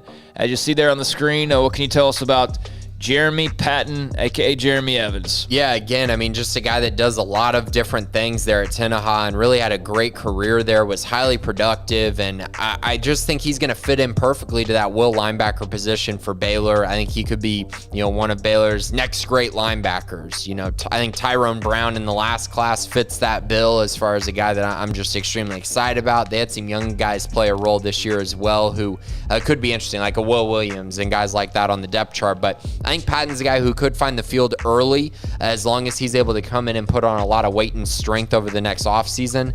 And I like his game. I see him as being a guy who can rush the passer. I think his instincts are there. And I see him as a guy who's going to be able to track down ball carriers, run side to side, play coverage, do everything necessary in this Baylor defense. And like I mentioned, I do think there's a possibility that this guy's an NFL prospect when it's all said and done in Dave Aranda's scheme. So, of the guys that we've talked about, these 22 players, who are you looking at as like instant impact guys, if any, you think, from this class? Guys that you could, right now, you would expect or assume could maybe crack the lineup next year. Not as a starter necessarily. I mean, that's going to be hard to do on this team. There's a lot of experience that will be coming back. And that's, just thinking the guys are going to leave. There's a lot that, could come back again that we don't know about just yet. It's unofficial, but who are you looking at, if anybody, from this group? Yeah, so I think filling a role, like we mentioned, I don't think Baylor has anyone on the team who fits the bill like Kelsey Johnson does as a potential H-back in a very unique role for this Baylor offense, and he's an early enrollee, so it gives him a leg up on potentially playing early. So he's one that I've definitely had my eye on as, hey, he could potentially play a role next season. I think it depends on the offensive line, kind of what happens there. I think they have enough depth to probably rebuild with the guys that are on campus, but I do think Alvin Ebasele, if Connor Galvin does leave, I think he will compete for that left tackle position, as I don't think they have a ton of guys on the roster who really fit that mold perfectly like Alvin does. So he's definitely a guy who could do it. Again, if they lose a bunch of guys on the offensive line, George Maye will probably have a say in trying to get some playing time up front as well. So those are some of the guys I've looked at. I think Jeremy Patton will be interesting because he's an early enrollee, to see how much strength, how much weight can he put on, and how quickly can he get caught up with the defense as well. But again, I think Baylor's got a nice problem because they have a lot of older guys who I think will play a big role next year. And so I don't think they're going to have to rely on a lot of these young guys early. All right, so I want to just pass along one potential recruiting storyline that has nothing to do with Baylor, but it's of interest, and that is that the number one player in the country, he's unsigned right now, but he's a cornerback at Signee, Georgia, Travis Hunter. He's a Florida State commit. And the hot rumors have him potentially flipping to Jackson State and Deion Sanders, the number one overall recruit in the country. Now, the other rumor is him going to Georgia. So he's going to Georgia. Probably going to Georgia, maybe sticking with Florida State. But if he were to flip to Jackson State, that would be obviously massive news. And I don't know that it would be a game changer and that like a ton of other guys would follow suit, but that would be that'd be quite notable if the number one overall recruit signed with Jackson State. So we'll see on that. And that would be a blow. Deion like attacking his own alma mater there because he's a Florida State commit at least. But if he's flipping, it looks like somewhere, it could be to Jackson State. That would be something very, very interesting. Top 5 players in the country for what it's worth as we're going to wind it down here. Travis Hunter, who I just talked about, could sign with Jackson State, Florida State, or maybe Georgia. Walter Nolan, defensive lineman out of Powell. And this is per the 24, just going to composite like the top players or whatever. Walter Nolan, he's going to A&M. Drew Allar, quarterback out of Medina, Ohio, signed with Penn State. Malachi Starks, athlete out of Jefferson, Georgia, signed with Georgia, and then A&M also got 2 of the top 5. Evan Stewart, the wide receiver, who was at one point in time a Texas commit, and then then committed to A&M about a week or 2 ago. Wasn't that long ago. Those are the top 5 prospects in the country. Just something of note there.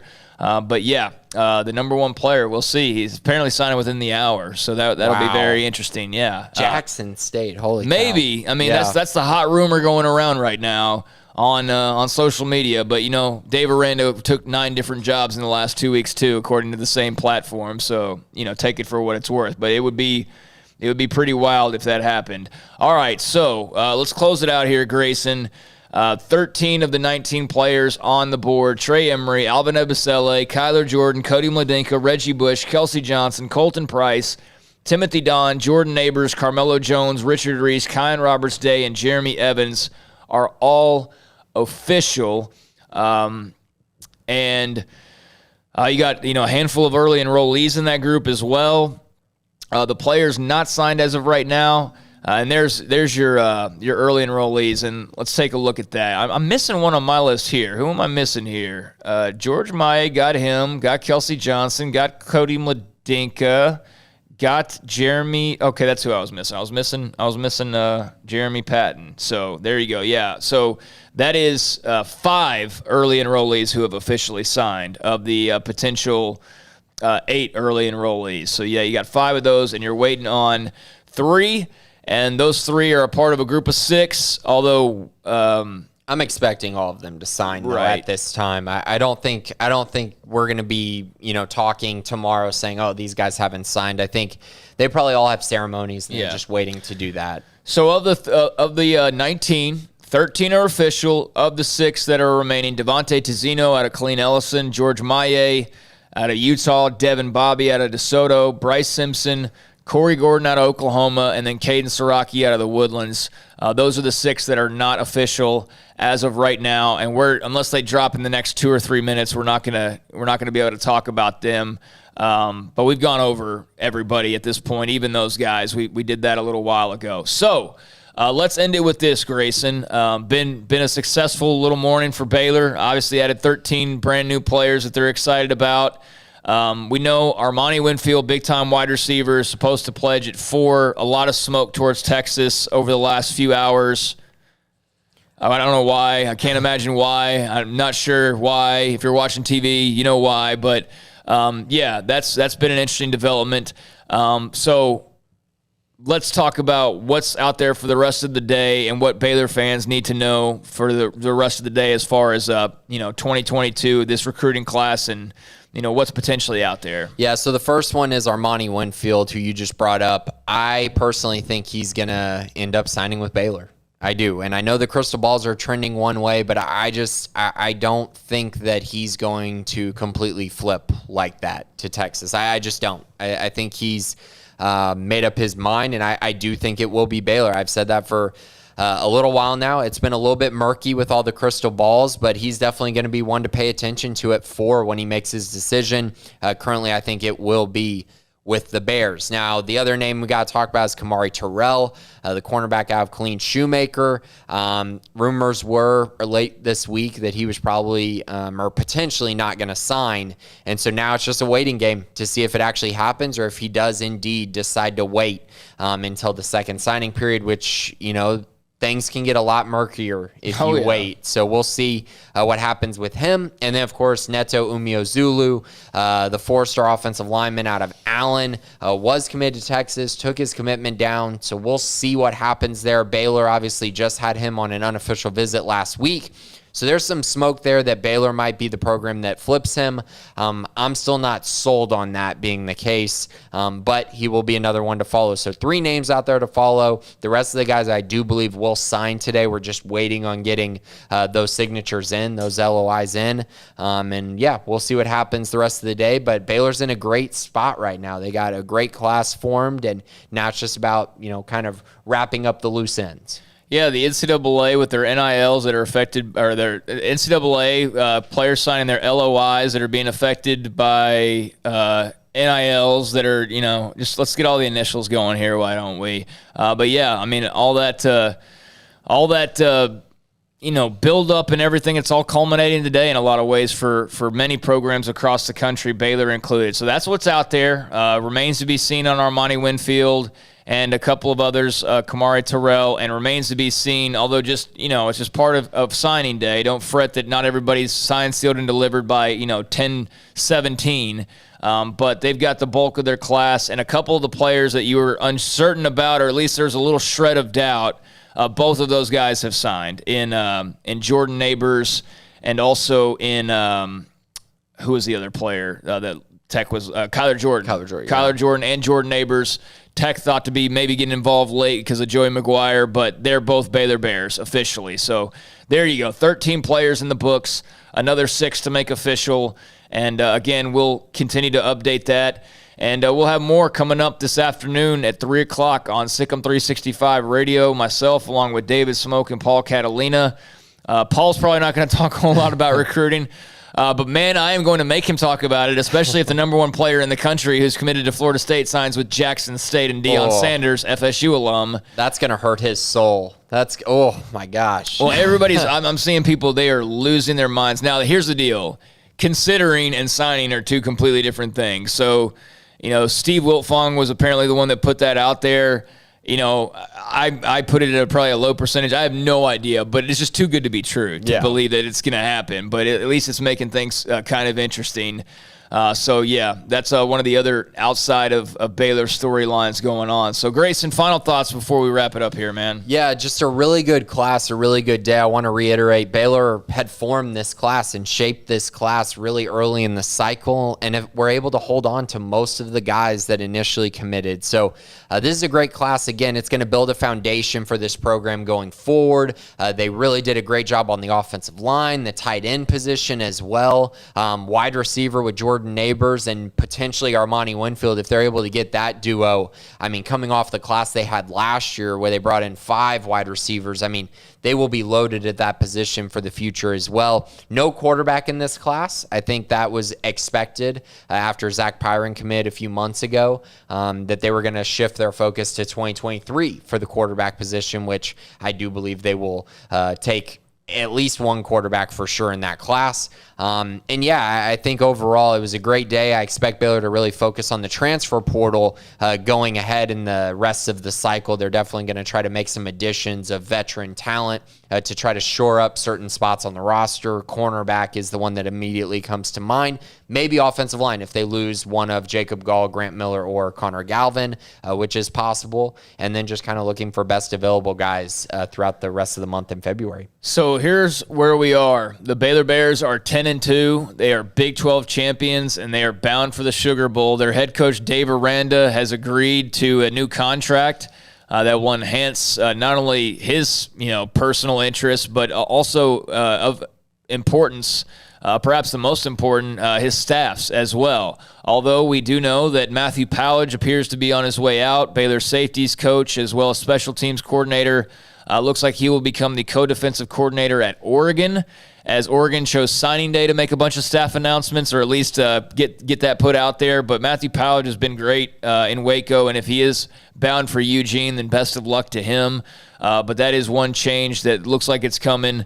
And outside of that, who the heck knows? I mean, it's college football in this day and age. Every day is something different, right? But that is something that we caught wind of or saw earlier today and spoke on a little bit. But, yeah, there's a lot of moving parts, man, and a lot more to come. There's another signing day still here in how many weeks from now? About 10 weeks? Yeah. About 10 weeks from now. We'll have another signing day.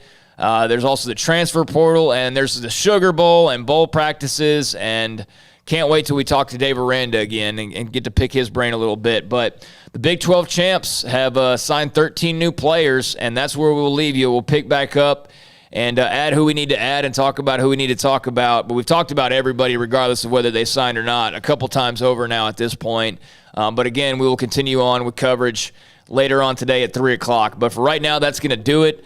The second annual Signing Day Spectacular, as I'm referring to it anyways.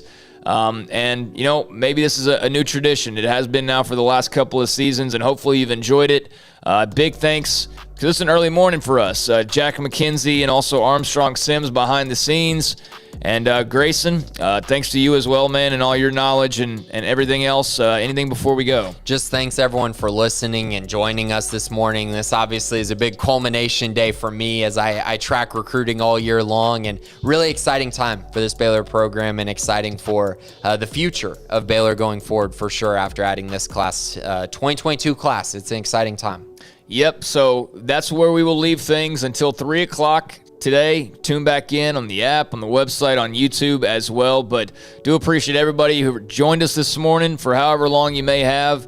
And hopefully you're back for, the third annual Signing Day Spectacular. But still a lot to cover and a lot of moving pieces. But, man, this signing day is way better. 2-7 signing day was fine. Last year's show was cool, but 10-2 Big 12 champ signing day is definitely way better. So until next time, until 3 o'clock, I'm Craig Smoak for Grayson Grundhafer, Jack McKenzie, and Armstrong Sims, and this has been the Signing Day Show on SicEm365.com.